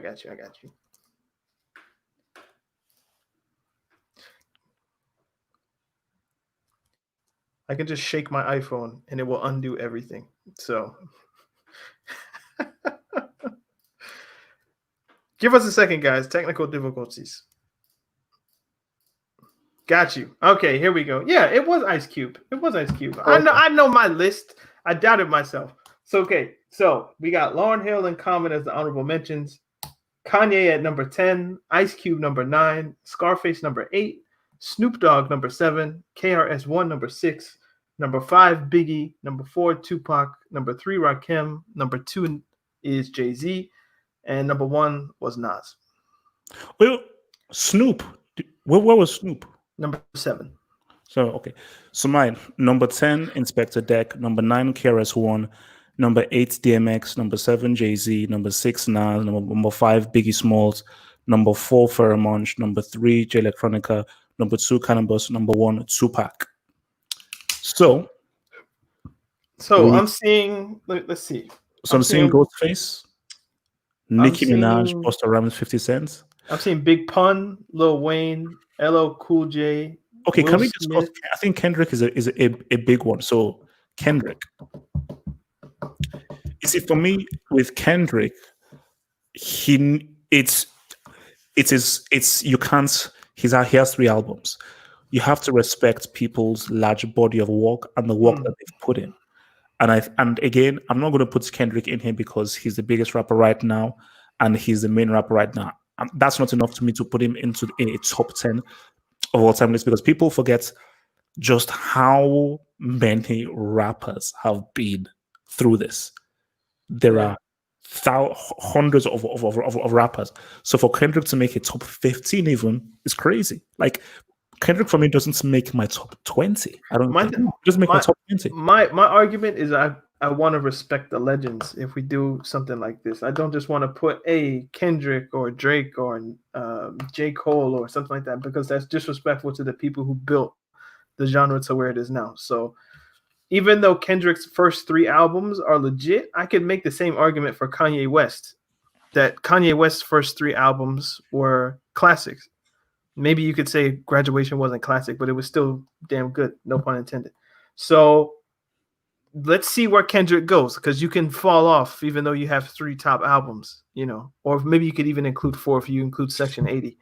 But yeah, there's let's see what happens. Kanye's done his career. He's almost 50 years old, if he's not 50 already. So let's see what happens. Kendrick still has time to mess it up and he has time to improve it. But I think it would be unfair to place him in a list where we have basically finished careers already or known careers. So yeah, that's why I wouldn't include Kendrick. And I think Kendrick's really the only rapper in this era that you could make the argument for. You can't make the argument for Drake. You can't make the argument for Cole. You can't make the argument for Crit or Big Sean or Nipsey or any of those guys. The only one is really Kendrick, just because his first 4 projects have been so strong. Yeah. But let's see. Yeah, it'll be after see. Because there are other people, as I mentioned, who came out the gate strong, but they didn't maintain the level, so to speak. So Kendrick's he's on course to be top 5, top 6, but let's see. Now, if we wanted to, I didn't. No, I did not either. That's a different thing. With battles, then you're putting in guys like Cassidy and so forth. So no. So yeah. So why? What to say?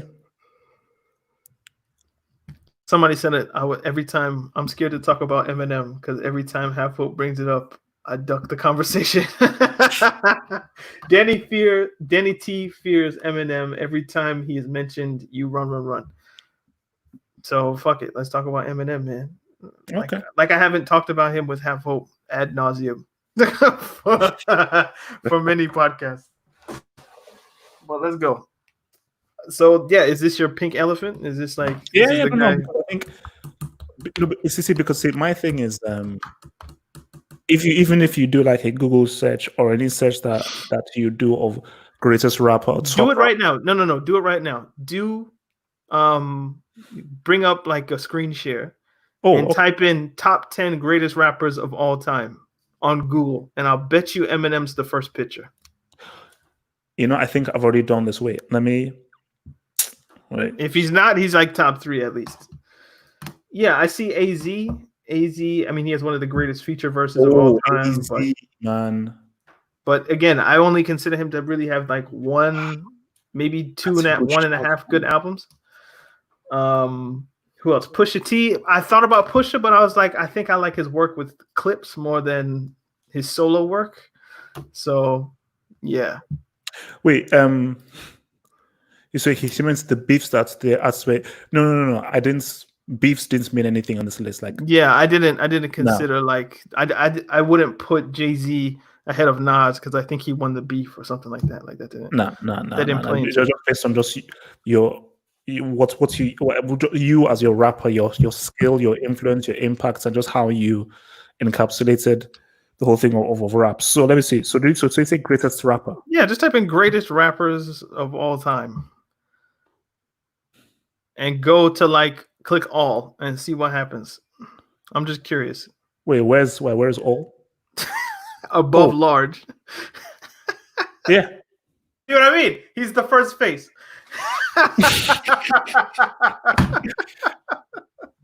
So on Google, you type in greatest rappers of all time, and the first face is Eminem. Which, I mean, fair enough, I guess. I mean, he sold the most records, so I guess to the Google algorithm, that makes sense to them. For me, I don't consider him really that. I don't like his music, so it's hard for me to put him ahead of people whose music that I like, if that makes sense. And I've made the argument to about Eminem to have hope on many occasions. Like I think he's one of the most consequential rappers of all time, but I don't consider him to be a great in that sense. Like he's great because he's consequential, but he's not great because of his music. Because his music it doesn't move me, and it's not supposed to. It's created for other people, and you just kind of have to understand that that's where I come from. Like Eminem's not thinking of someone like me when he's making music. He's thinking of like somebody in Wisconsin or Kansas or someplace like that. That's kind of like an outsider, loner, on the edges, on the fringes of society. That kind of like he makes music for like the outcasts. That doesn't really appeal to me because that's not how I came up. So I'm not saying, but I'm not saying he makes it for white people alone. Like biggest Eminem fans ever are black people, but they tend to be like those kind of like not lames because that's mean, but just the outsider people. Like I don't have no friends. Yeah, I mean, and that music isn't like I hate my mom and all that kind of stuff. Like I love my mom. I'm gonna put my girlfriend in the trunk. Like I love my girlfriend. Yeah. So, I mean, it doesn't appeal to me. Yeah, no. I mean, watch. Let me just say. So it says Eminem, the dude who got bodied by MGK. Well, MGK did win that battle. He did win that battle. MGK is another one who makes music like for the outsiders, though. Yeah. Like, see. Put it plain, most white rappers make music for outsiders. So, like, Yellow Wolf is not making music for the mainstream. You know what I mean? He's making music for like Southern white dudes that like the Confederate flag. Like, apart from Milkbone. But whose track is the most used track for freestyling? It's the most used track for talking tactics. Oh yeah, it is. No, that was our thing. No, not that. Keep it real. That was the original for the podcast, and then I switched it. It was where the party. Go back and listen to the original episodes of the podcast, and it was Keep It Real. Yeah. For the first few. It was. No. See, basically, my thing. Basically, I remember. So, this job I used to work at, there was this lady, my colleague of mine, and I knew that she was into rock. I knew for a fact that she was into rock, and she didn't listen to rap music at all because she was into rock, punk rock. She came in, boom, and I remember her telling me about how they know she loves Eminem because like I just think that Eminem really makes music that you can really sort of connect to and so forth. And I was like, aha, there it is. Is a lot of Eminem's fans don't listen to rap; they listen to Eminem, and that's all cool and everything. But I think that when I hear Eminem, it's almost into what Daniel is saying. Like, that's not how I understand rap. That's not how I came into rap. And I think that a lot about rap is about you putting forth a message and you connecting with the person. I cannot connect with what Eminem is saying. I can appreciate his skill, but again, he isn't the most skilled rapper. I listen to a lot of rappers. Okay, I keep saying to people that listen to Chino XL. That's Eminem. It's just that Chino XL is half black, half Latino, so it's not going to work. you know. Um. So, and I think the thing with Eminem is like he has a lyric that says, "My mama's on your lips, my mama's on your lips." I mean, you know, and this guy is making fat noise and everything. Of course, he does make some songs that are about country and everything, but like I view him as like a clown in the basically in the most respectful way. Being fully respectful, I view him as like a clown. You know, a very An actor, you mean? Like a comedic actor or like an actual clown? no, a comedic guy Okay. who cracks jokes. You know, it's like basically when you see Eminem get interviewed, he's got nothing interesting to say because he just puts on an act, i.e., a comedic act, but he doesn't actually have anything interesting to say. It's like he's pushing 40 and you're still insulting people, showing how good and skillful you are. Whereas like, you should be doing a 444. And I've always like, Eminem's music has aged like milk. It was of see, that. Double H, like he's always made 444 kind of music. That's the thing. It's just that when Jay-Z's talking about his life, he's talking about it from like a more introspective level. But Eminem does give you what he feels. It's just what he feels doesn't appeal to people like us, I suppose. It's just he feels like I'm gonna throw my baby mama in the trunk of a car. Jay-Z would have never said that. Like if Jay-Z might feel something like that, but he's not going to word it like that. He'll word it in a more poetic way. Eminem gives you like that raw feeling, and I see why he appeals to a lot of people, because I'm sure there are a lot of people that feel like they wish they could shoot their mom, or I'm cleaning up my closet or whatever the fuck. Just I don't know, but like I understand why he appeals to the masses in America, because that's where he comes from. Like because like there are way more poor white people than we like to acknowledge. Yeah, it's like and he speaks to that demographic, as well as Black people who are outsiders, and just the people who love the kind of complex lyrical just barrage of words. Like there's just some people that love to listen to fast, complicated rap, and that's just what they like. On having all the other kind of socioeconomic benefits in his favor. Because but for me, I would never put him in a 10. Yeah, no, basically it's like I cannot imagine Eminem's music being played in any Black neighborhoods or any Black parties. I can't imagine that. I can't imagine in a Black neighborhood people in a car blasting an Eminem track or single. I can't imagine that, because I can't imagine Eminem being played at a white club. But maybe they do. But could you imagine a bunch of white people just listening to "Cleaning Out My Closet" in a club? No. Yeah, I mean, it's just the idea that like that he doesn't make commercially clubby music. I mean, he might have a track here or there, but you're not going to go to a white club, I wouldn't think, and hear Rap God, are you? No way. I'm like, okay. No, like, look, man, no. Like, hey, to be fair, I can't even go. I'm not even saying words, and I can't even do that, but for like 3 minutes, like, like that's really hard for me to do. So to actually put words in there is a skill, but to me, it's a useless skill, because in those words, you're not really saying anything to me. You're not saying anything. It's nonsense, because it's like I watched Rap God, and after 10 minutes, I turned it off. I said, "This is." I finished it. I know. I'm beginning to feel like I'm a rap guy. His hook as well. People don't bring this up about why people don't like Eminem, but his beats are pretty bad. His hooks are pretty bad. Like the rapping, I understand why people like the Rap God kind of aesthetic. But yeah, like Most people would, if I made an objective list, if I put every bias of music that I like aside, and I made just an objective list of who are the top 10 greatest rappers of all time, I think Eminem could make my top 10.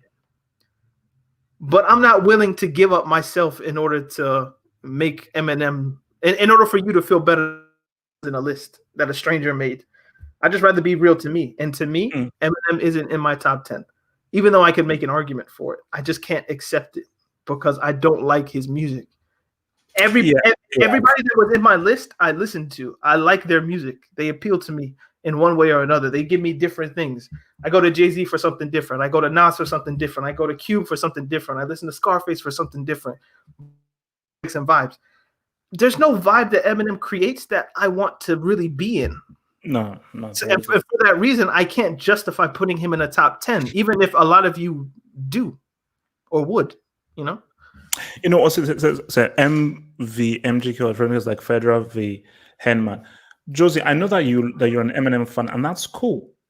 And it's cool. And I'm sure there are a lot of these Eminem fans, but I'm not, you know, and I think that it doesn't even as I said again, he is appealing to a certain crowd, and you can't use sales or numbers to qualify you as being one of the top rappers of all time. That can't happen. But I see what Dennis says is interesting. Is that like he's one of the best consequential rappers in terms of what the market is opening to, i.e., white suburbia. Guys who didn't listen to rap have now bought in, and he helps increase the rap market because as the white kid is going to buy the new Eminem albums, who is this Snoop Dogg guy? Who's Dr. Dre guy? And that leads him down a rabbit hole. 50 Cent is a perfect example. Like without Eminem, does 50 Cent blow up? Yeah, I don't think so. I don't think so. You know, I don't think so. M raps to weirdos and people who plays with people who play with fire. Which I think he raps what satanic worshippers, or I think he just means he appeals to arsonists. I guess. I don't know. Yeah, no, and it's like I mean, what was it? Let me just thoughts on where 50 Cent ranks. He's going businessman route now, like Diddy, Kanye, and Jay-Z. Got to talk about him producing power. He's on the rise in entertainment producer wise. He actually spelled out 50 Cent. That's cool. Yeah. See, my thing about 50 Cent is that I get it. I get it. He had a plan. I'm going to go all out on one album and I'll split. You know, because see, 50 Cent is another rapper who you could argue could go on a top 10 greatest rappers list in terms of what impact he had. Because that album is one of the most impactful rap albums of all time. Forget about the quality. It's been the best in terms of the impact it's made and how it's shook up the industry. Get Rich or Die Trying was like it was a flipping mammoth, and I think it was so big, so massive. He didn't have to make another good album. Did he? I mean, you could make an argument for like the Massacre, maybe. Nope. Like Curtis is nowhere. Like he doesn't have a project nowhere near as good, but I don't think he needed to make one. You know, basically, that's the point. It's like that had what? Many Men, 21 Questions, In the Club, Wanksta. There were just so many records that became classic, whether I believe they're classic or not. It was a huge album. That album was huge. Yeah, it's like that album feels like a double album almost. The amount of just big records that came from that. It's like so all of those came from just 18 tracks, like or however many it were. It even got a movie. You know, and I think wait, wasn't the movie trash? I mean, it was okay. I liked it because it was a cool story, but you know, he got shot 9 times, like, and 50 Cent's story is another one. So like he got shot 9 times, came back, the voice is all slurred, like. I was like, you ever watch Law and Order? Of course I do. Yeah, so like. It's like there'll be episodes where like somebody got shot so they could increase their record sales. It's the 50 Cent story. Just like, but they contrive it. Yeah. I don't think we are speaking. Are we speaking for black people? I mean, in a sense, probably. But, okay, no. Okay, look. I'm not speaking for all black people, but I are we can. wrong in saying that in most black neighborhoods you wouldn't really hear an Eminem song being played? I think that's a right assumption. In a lot of black parts, I don't think you'll hear Eminem being played. I think that's a right assumption. I may be wrong, but I'm willing to bet. Now, I can speak about black people. I'm not gonna speak for every black person, but no, I can speak you about can't. the consensus. And the consensus is I've never gone anywhere. I've never gotten a friend's car and he's played Eminem. Never happened. I've heard Lil Wayne in the car. I've heard Drake in the car. I've heard Future in the car. Future's another one. I don't like Future's music. People tell me Dirty Sprite 2 is a classic record. For me, I hear it and I just hear gibberish and I don't like it. It doesn't appeal to me. That culture of I'm going to take lean and all of this kind of drugs and stuff, it doesn't appeal to me. So I would never put Future in a top 10, or I would never put, No. See, what we're getting to. So this is what we're getting to who now. are the Chicago drill rappers? What's the dude's name? Who? The Chicago drill rapper. Sosa. What the hell's that guy's name, man? How come I can't think of this kid's name? Tell me out in the comments, man. Chicago drill rapper, man. Help me out, man. Y'all know Sosa. Who is Sosa? What's this guy's name? Come on, guys. Come on, man. Chief Keef. Like that style of rap. A lot of younger people love that Chicago style. Lil Herbo. Or is it G Herbo? All those kinds of rappers and stuff like that. Like for me, that type of music doesn't appeal to me because they're talking about some shit that I can't really relate to. And Eminem is the same way. Like I would never put that kind of mumble rap or drill rap in my top 10. That just wouldn't happen. So it's not a case of Eminem is white. I don't like him because he's white. I love Asher Roth, Mac Miller, like all those kinds of rappers. I like their music. It's not a sense of I can't enjoy white rappers. It's just what that person raps about. It doesn't relate to me. So Future doesn't relate to me. I don't listen to his shit. Chief Keef doesn't relate to me. I don't listen to his shit. Eminem doesn't relate to me. I don't listen to his shit. It's not a consequence of whiteness. It's a consequence of your content. Oh, no. Basically, my perfect example is again, like I connect more to Milkbone's music than I do to Eminem's, and they're both white. They're both fully white. But for me, Milkbone I could just feel much more of a connection with what Milkbone is saying and how he's saying it and his general swag and flow, as opposed to Eminem. Eminem, I appreciate the lyrics and so forth, but even when I now go back and listen to his stuff, I'm like, okay, this. Even when Marshall Mathers LP came out, and everybody was banging about it, like this stuff is too messed up. Like the stuff that he's saying, I'm sorry, man, I can't. Like this is it's too messed up. So, Lil Wayne, you see, the thing about Lil Wayne is this: I respect what Lil Wayne did and his impact. I've never rated Lil Wayne highly as a rapper. Actually, the more I think about it, him not being in my top 10 is a travesty. How so? He should have been in the top 10. Now that I think about it. How did you miss Lil Wayne? How dare you miss on Lil Wayne? Lil Wayne. Like at least 10. Like Wayne should have been in the list. As much as I listened to him in like, when I was a junior and senior in high school, like 2007, 2008. And even going into 2009, 2010, kind of before he tried to be like a rock star and started playing guitar and shit. Like all the celebrities, all the celebrities and stuff. What am I saying? What's the record? I said no celebrities, no ceilings. Like when he got to no ceilings, like that was kind of the peak of Wayne, and then he kind of went off a cliff. But yeah, he should have been at least my honorable mentions. I'd put him in the honorable mentions category because what he's turned in. You see what he's doing now, and I'm not saying that like your social commentary has to matter necessarily. But he's like, man, not all cops are bad. So white cop saved me when I was a boy. Like, out that cop was like he got fired for being a racist. Because a cop saved him, isn't it? Yeah, and I don't know, man. I don't know what to think about Wayne really, but around 2007, 2008, 2009, he was probably my favorite. or one of my favorites, put it that way. Like I remember when Carter 3 dropped, that was a good time. And Carter 2 is arguably classic. Wait, what year did this Carter 3 come out? 2008. Say? Yeah, that's that's Lollipop.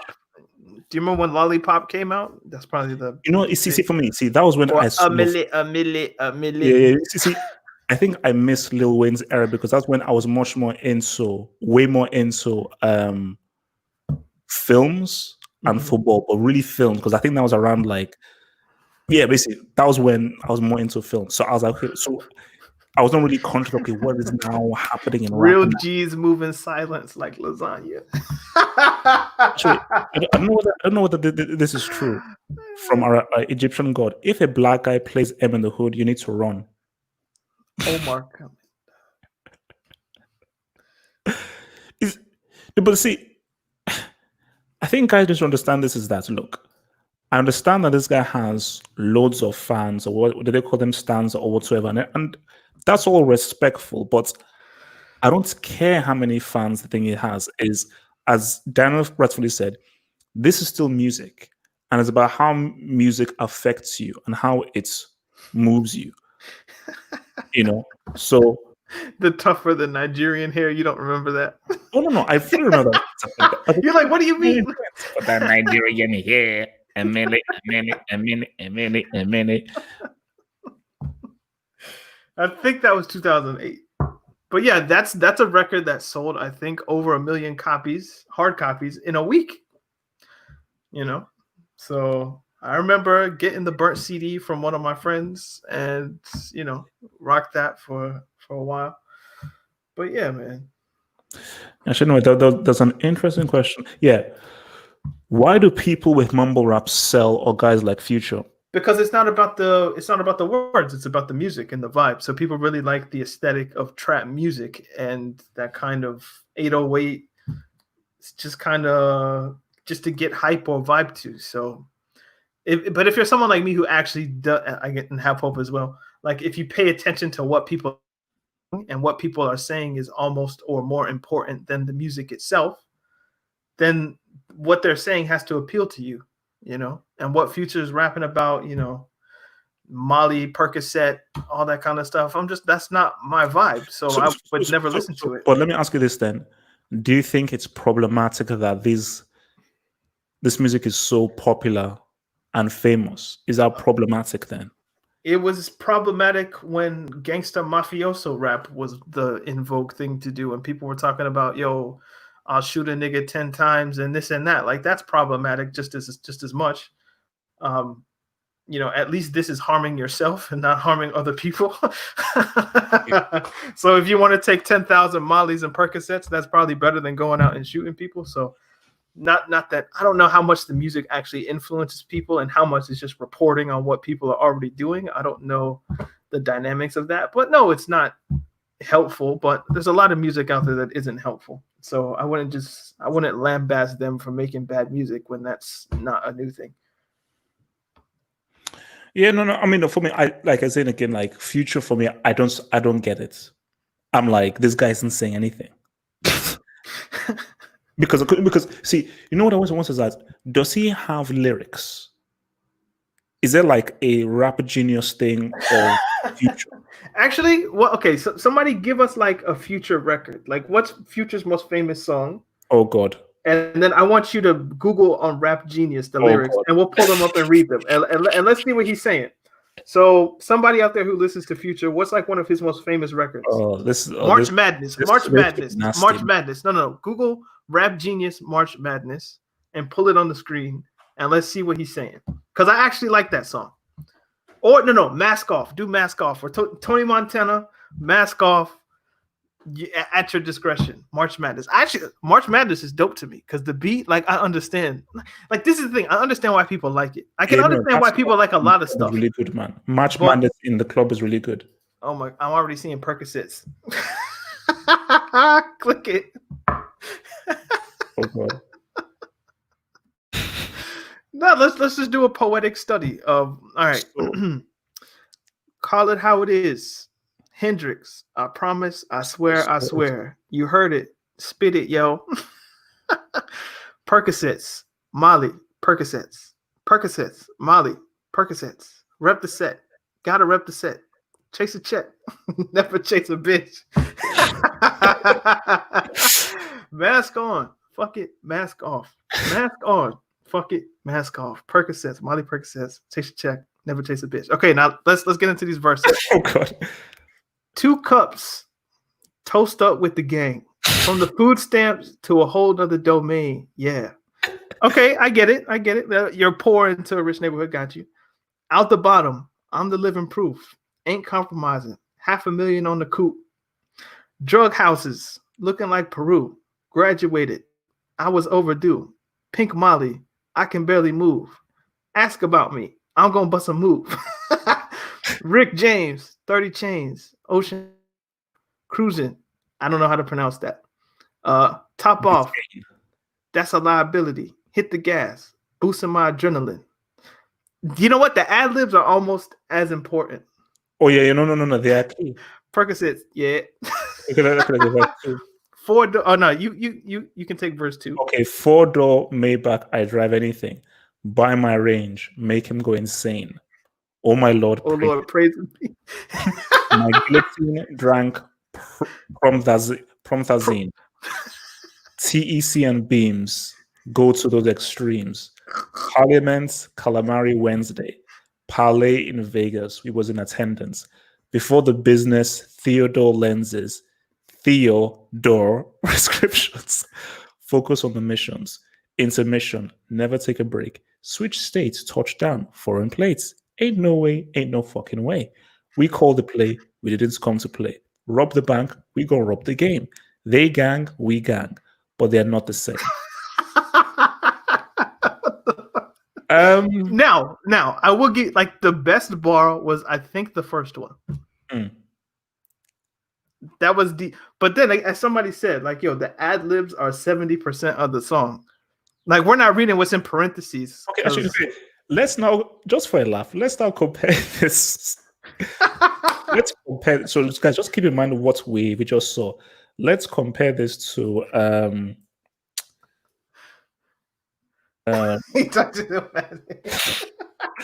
World is yours. Let's just compare. This is just a simple case study in lyricism. Okay, so we're gonna read every verse. No. Well, let's just read as well. So you take the first verse. I'll take the second verse. So okay. Chorus. Whose world is this? The world is yours. The world is yours. It's mine. It's mine. It's mine. Whose world is this? It's yours. It's mine. It's mine. Whose world is this? The world is yours. So first verse. I sip the Don P, watching Gandhi till I'm charged. Then writing in my book of rhymes all the words past the margin. To hold the mic, I'm throbbing. Mechanical movement, understandable smooth shit that murderers moving. I can't without actually doing the cadence. That's how dope it is. Like, I can't read it. I have to do understandable smooth shit that murderers move with. The thief's theme. Play me at night, they won't act right. The fiend of hip hop has got me stuck like a crack pipe. The mind activation, react like I'm facing time like Pappy Mason. With pens I'm embracing, wipe the sweat off my dome, spit the phlegm on the street. Sway Tim's on my feet, make the cipher complete. Whether cruising in the Six cab or Montenegro Jeep, I can't call it. The beats making me fall asleep, I keep falling, but never falling 6 feet deep. I'm out for presidents to represent me. Say what? All right, so chorus. So second verse. To my man ill will, God bless your life. To my people's rock queens, God bless your life. I trip with box up crazy bitches, aiming gums and all my baby pictures, beef with housing police, release scriptures that's baby Hitlers. Yet I'm the mild money getting style, rolling foul, the versatile honey sticking wild, golden child. Dwelling in the rotten apple, you get tackled or caught by the devil's lasso. Shit is a hassle. There's no days for broke days when selling smoke pays, while all the old folks pray to Jesus, soaking their sins in trays, or holy water odds against Naz of slaughter.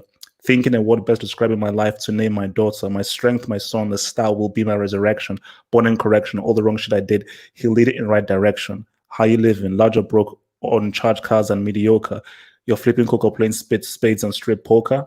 Molly, Percocet. Percocet. So Three you want to verses. verse 3? I'm the young city bandit. Hold myself down single-handed. For murder raps, I kick thoughts alone. Get remanded. Born alone, die alone. No crew to help my crown or throne. I'm deep by sound alone, caved inside, 1,000 miles from home. I need a new nigga for this black cloud to follow. Cause while it's over me, it's too dark to see tomorrow. Try to maintain, I flip, fill the clip to the tip. Picturing my peeps not eating can make my heartbeat skip. And I'm amped up. They lock the champ up. Even my brain's in handcuffs. Headed for Indiana, stabbing women like the Phantom. The crew is lamping Big Willie style. Check the tooth chip smile. Woo! Plus, wow, stashed the loot in my fly clothes, burning dollars to light my stooge. Walk the blocks with a bop, checking dames plus the games people play. Bust the problems of the world today. That's hard to read. That's the thing. It's like it's actually easier to rap. If you have a beat, it's yeah, like, yeah, oh, yeah, it's yeah. right there. But the thing about this is whenever you look at this stuff is like because when you hear it, you're like, okay, I was to say, but then when you actually see the amounts of words they're putting in there, and especially the amounts of long words and everything, you're like, damn. Is you really have to really train your brain to really get it to flow because reading it, as I said, it's hard. So it's almost as I said, it's almost easier to do it with a flow and really get through. Let's do one more before we get out of here. Because I want to do Brenda's Got a Baby. Damn, there's no breaks in that, is there? Oh, in this? Yeah. I don't think is there a chorus in this? I think it's just a long verse. So you ready? We can read it. I hear Brenda's got a baby, but Brenda's barely got a brain. A damn shame. The girl can hardly spell. That's not a problem. That's up to Brenda's family. Well, let me show you how it affects our whole community. Now, Brenda really knew. I can't. Let me not try to rap this. Let me just read it. Yeah. Now, Brenda really knew her.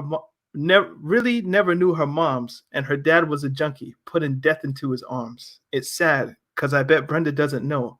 Just because you're in the ghetto doesn't mean you can't grow. But oh, that's a thought. My own revelation. Stop moving it.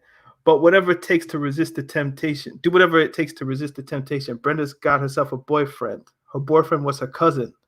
Now let's watch the joy end. She tried to hide her pregnancy from her family, who really didn't care to see or give a damn if she went out and had a church of kids, as long as when the check claimed they got first dibs.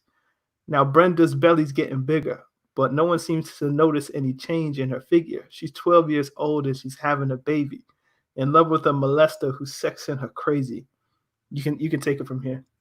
And she thinks that he'll be with her forever, and dreams of a world where the two of them are together. Whatever. He left her and she had the baby solo.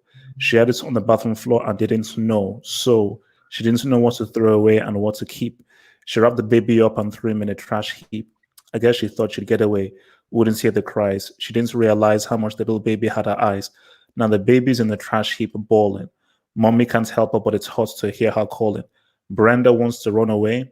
Mommy say, you're making me lose pay. There's social workers here every day. Now Brenda's got to make her own way. Can't go to her family. They won't let her stay. No money, no babysitter. She couldn't keep a job. She tried to sell crack, but end up getting robbed. So now what's next? There ain't nothing left to sell. So she sees sex as a way of living hell. It's paying the rent, so she really can't complain. Prostitutes found slain and Brenda's her name. She got a baby. Damn! It's a deep fucking story, man. Jesus. But again, it's hard to read. It's hard to read. It's hard to read. I think this is the one that's whenever you get in a rap genius thing, it becomes very, very addictive. I swear this is the last one, then we'll be out of here. Molly. Well, no, because we need to look up what was the other one. It was Mask Off. We need to look up after this. We need to go back to Future and just okay. Okay, so you take the first verse. Okay. Some say the blacker the berry, the sweeter the juice. I say the darker the flesh, then the deeper the roots. I give a holler to my sisters on welfare. Tupac cares if don't nobody else care. And I know they like to keep you down a lot. When you come around the block, brothers clown a lot, but please don't cry, dry your eyes, never let up. Forgive, but don't. Hey, girl, keep your head up. And when he tells you you ain't nothing, don't believe him. And if you can't learn to love you, you should leave him. Cause sister, you don't need him. And I ain't trying to gas you up. I just call him how I see him. You know what makes me unhappy? When brothers make babies and leave a young mother to be a pappy.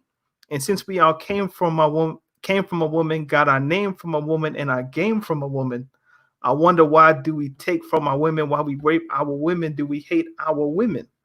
I think it's time to kill for our women, time to heal our women, be real to our women. And if we don't, we'll have a race of babies that will hate the ladies that make the babies. And since a man can't make one, he has no right to tell a woman when and where to create one. So will the real men get up? I know you're fed up, ladies, but keep your head up. All right. That's impossible not to rap. Yeah, no, it was good. I'll just try to read it, man. Ayo, I remember and it realizes like, yo, I've been saying the words wrong because I've never just read them. Yeah, that's it. Yeah. So we see Ayo, I remember Marvin Gaye used to sing to me. He had me feeling like black was a thing to be. And suddenly the ghetto didn't seem so tough. And though we had a rough, we always had enough. I huffed and puffed up by my coffee and broke the rules. Ran with the local crew and had a smoke or two. I realized Mama really paid the price. She nearly gave her life to raise me right. And all I had to give her was my pipe dream, or how I'd rock the mic and make it to the bright screen. I'm trying to make $1 out of 15 cents. It's hard to be legit and still pay your rent. And in the end, it seems I'm heading for the pen. I try to find my friends, but they're blowing in the wind. Last night, my body lost his whole family. It's going to take the man in me to conquer this insanity. It seems the rain will never let up. I try to keep my head up and still keep from getting wet up. You know, it's funny when it rains, it pours. They got money for wars, but can't feed the poor. That's it's raining. I got money for wars, but can't feed. I'm going to come back to like, sad ain't no hope for the youth. And the truth is, it ain't no hope for the future. And then they wonder why we're crazy. I blame my mother for turning my brother into a crack baby. Damn. We ain't meant to survive because it's a setup. And even though you're fed up, you got to keep your head up. You see, there's a verse 3, man. Of course. See, my thing is, they got no money. Just that line. Just that they got money. You know what's funny? When it rains, it pours. They got money for wars, but can't feed the poor. Damn. There is that line is you can just dissect, research, look, argue, debate. Click it. Like what are people saying about like if you click that they got money for wars but can't feed the poor? Like what are people saying, bro? Oh wow, okay. Well, I think one dude just said something. It's got 103 upvotes. So what's the third verse, bro? Let's finish this one. Yeah, let's finish this one. Percocets. And to all the ladies having babies on their own, I know it's kind of rough and you're feeling all alone. Daddy's long gone and he's left you by your lonesome. Thank the Lord for my kids, even if nobody else want them. Because I think we can make it. In fact, I'm sure. And if you fall, stand tall and come back for more. Because ain't nothing worse than when your son wants to know why his daddy don't love him no more. You can't complain you was dealt this hell of a hand without a man feeling helpless. Because there's too many things for you to deal with, dying inside, but outside you're looking fearless. While the tears is rolling down your cheeks, you're steady hoping things don't all fall this week. Because if it did, you couldn't take it. And don't blame me. I was given this world. I didn't make it. And now my son's getting older and older and cold from having the world on his shoulders. While the rich kids is driving Benz, I'm still trying to hold on to surviving friends. And it's crazy. It seems it'll never let up. But please, you got to keep your head up. Yeah. And keep in mind, this is like a 22, 23-year-old. How did you read my mind? Because it's one of the, I don't know if it's obvious, but if you think about it, it's like, damn, so this isn't a 30-year-old or a 40-year-old. This is like a young man who has the wherewithal of like, yo, let's talk about it, you know? I mean, no, because just the words, basically, that's what I just said. You just read it. Wait a minute. Okay, no. Okay, Future is, what do you think Future is? Future is 36 years old. Future's last single was Let me look up and we'll read that. But singles. His last single is called Trillionaire. So look up Young or Future Trillionaire. And we can read that. And let's see what it is. You know what? Maybe he's grown, man. Maybe he's grown from Molly Percocet. Mocasets, Percocets. Percocet. So what's it called? So what is it? Trillionaire. Oh, actually, do Tycoon. There's one called Tycoon. So let's see what that is.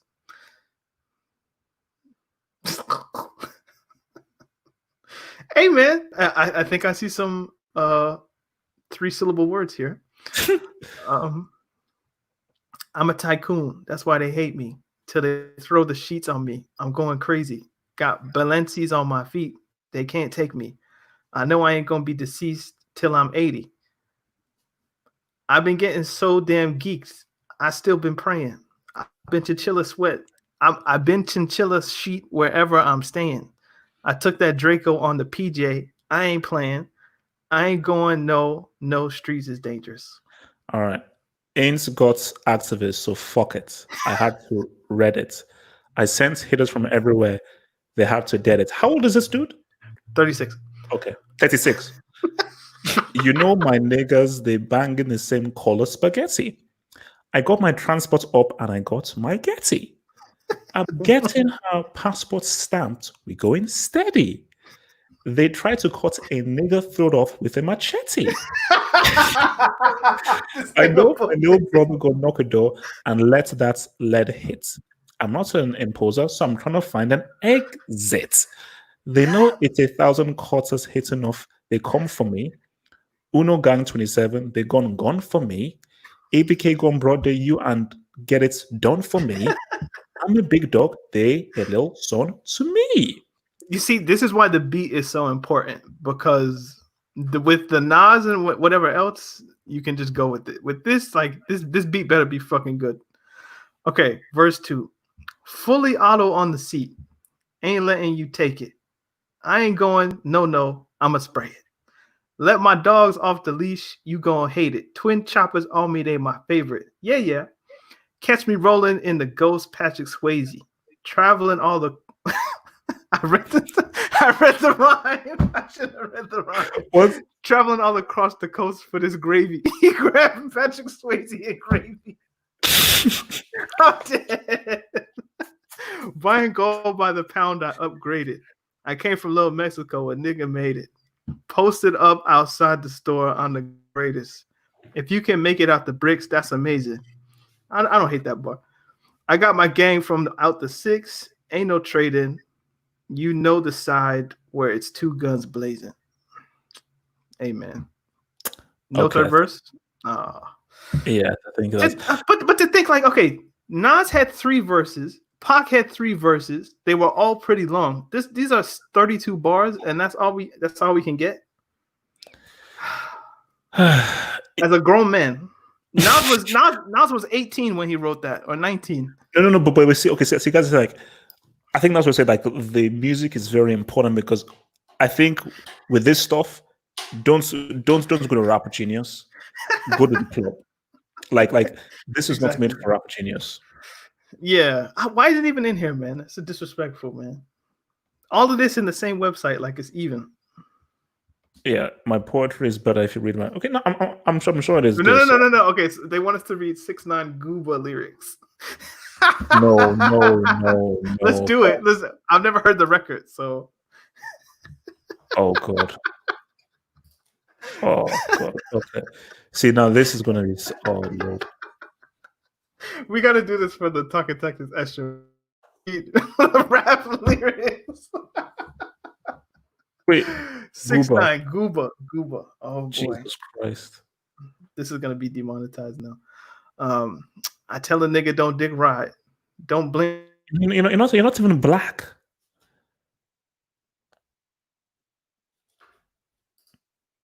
All right. Are you there? Yo. Hello? Daniel. Yo. Shit, what the heck is that? Yo. Danny boy coming at you. Danny boy, Danny boy, Danny boy. Wait, guys, can you hear Daniel? Or is it just me? Can you guys hear Daniel? He just cut off. Yo, Danny boy, Danny boy, Danny boy. You know what? Thank God that he cut off. Thank God that he cut off. Okay, he's out, man.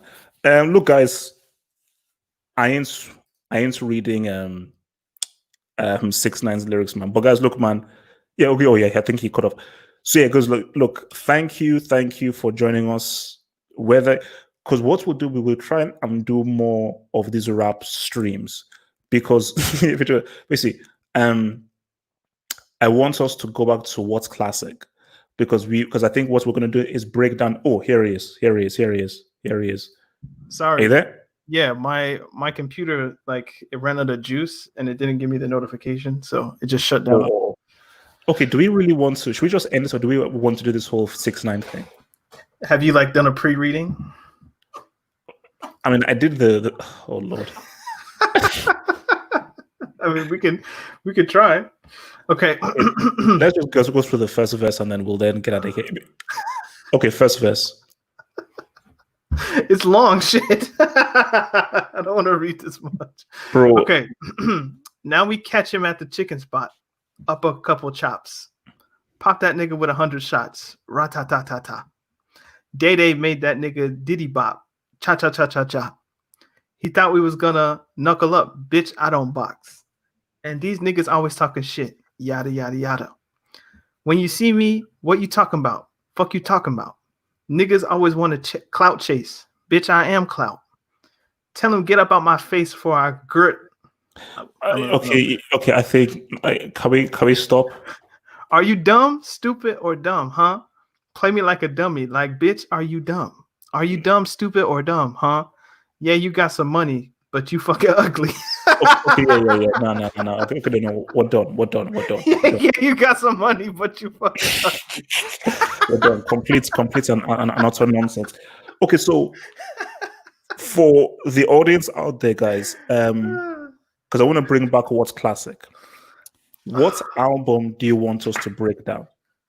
I'll ask the streets. So for the streets, what album do you want us to dissect? I need to hear the beat. I need to listen to the record. Yeah, you got some money, but you fucking ugly. How does that sound? The guy. See, that is what you call a grade A clown. A grade A. Can we discuss why a guy named Daniel Hernandez is out here talking about nigga this, nigga that as well? Like, no. Who gave him the pass, bro? Guys, a clown. So, guys, what rap album would you want us to dissect? What rap album do you want us to dissect? You see, this is actually one I wanted to push. Beats, Rhymes, and Life. Is this the one with I Still Love Her? That's Resurrection. So what is B? Is this B is the one? I can be by your side. Is that it? No, that's Finding For, I think. B is like I'm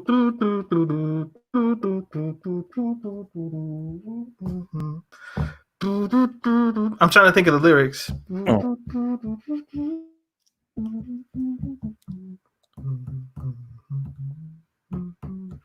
I can't think of them. I can think of the beats though. I can hum it.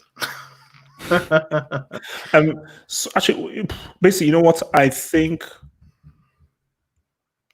basically it's between, I would say, between Beats, Rhymes, and Life or Get Rich or Die Trying. I'd rather do like a classic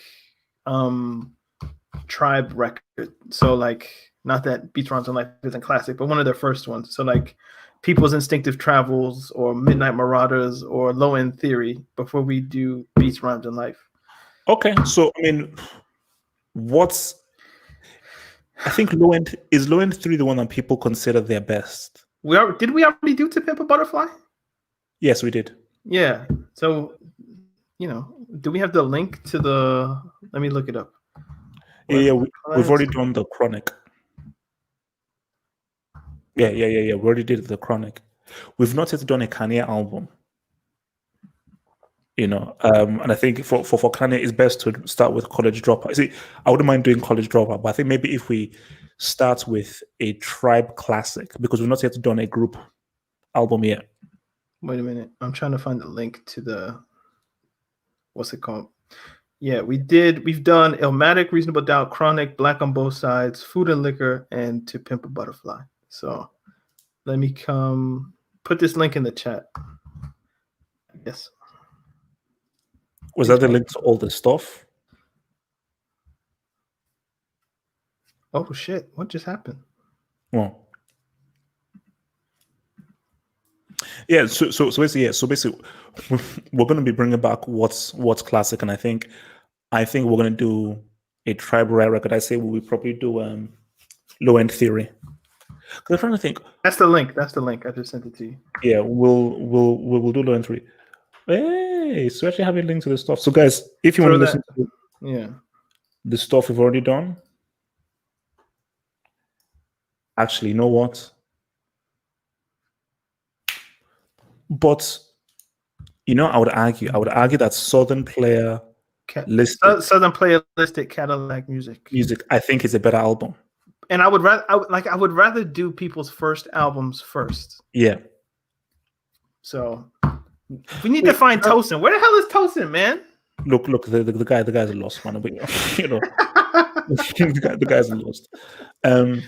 So yeah, so I think that's a good thing. So if we do Low End Theory, let's do People's Instinctive Travels, and then because that's their first record, and that's the one with like Luck of Lucia and Bonita Applebum, all those.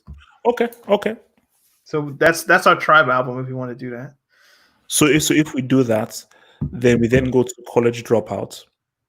Mm-hmm. Then we then go to Southern Player listed Cadillac Music. Mm-hmm. That'll work. I think that will be our next three. I think the beauty of this is that we can now look at the rap genius lyrics and everything. And guys, sorry, we will not be doing a future album. Hell no. That's not Percocet, Molly Percocet. Man, chase a check, never chase a bitch. I think I lost brain cells just reading that nonsense, man. Chase a check, never chase a bitch. Yeah. What a bar. I'm gonna go back to continue reading my Malcolm X. I'm on the chapter called Say Satan right now. So to lift my spirits, my spirits up, give him some mind food. Guys, it's been swell. You're reading fast, huh? Hmm? You're reading fast, huh? That's like what? That's chapter 10. I have the book. Bro, see, you know what I said? There was no way I could do chapter by chapter. Because you're just... That thing is... I told you it's good, man. Basically, don't tell me how long I have left to go, but from what I've read, this is the best book I've read. I tried to tell Let me just see what things are, but what this guy has gone through, from what I've read, I'm like, this is a crazy journey. Like, this is a crazy journey on so many levels. So look, we'll talk. Okay, look, guys, peace out. Stay true, and we'll see you guys next time on the next stream. Remember, stay tuned to the YouTube channel for the next streams and so forth. All the live streams will be on the YouTube channel. Stay tuned. Peace. Peace.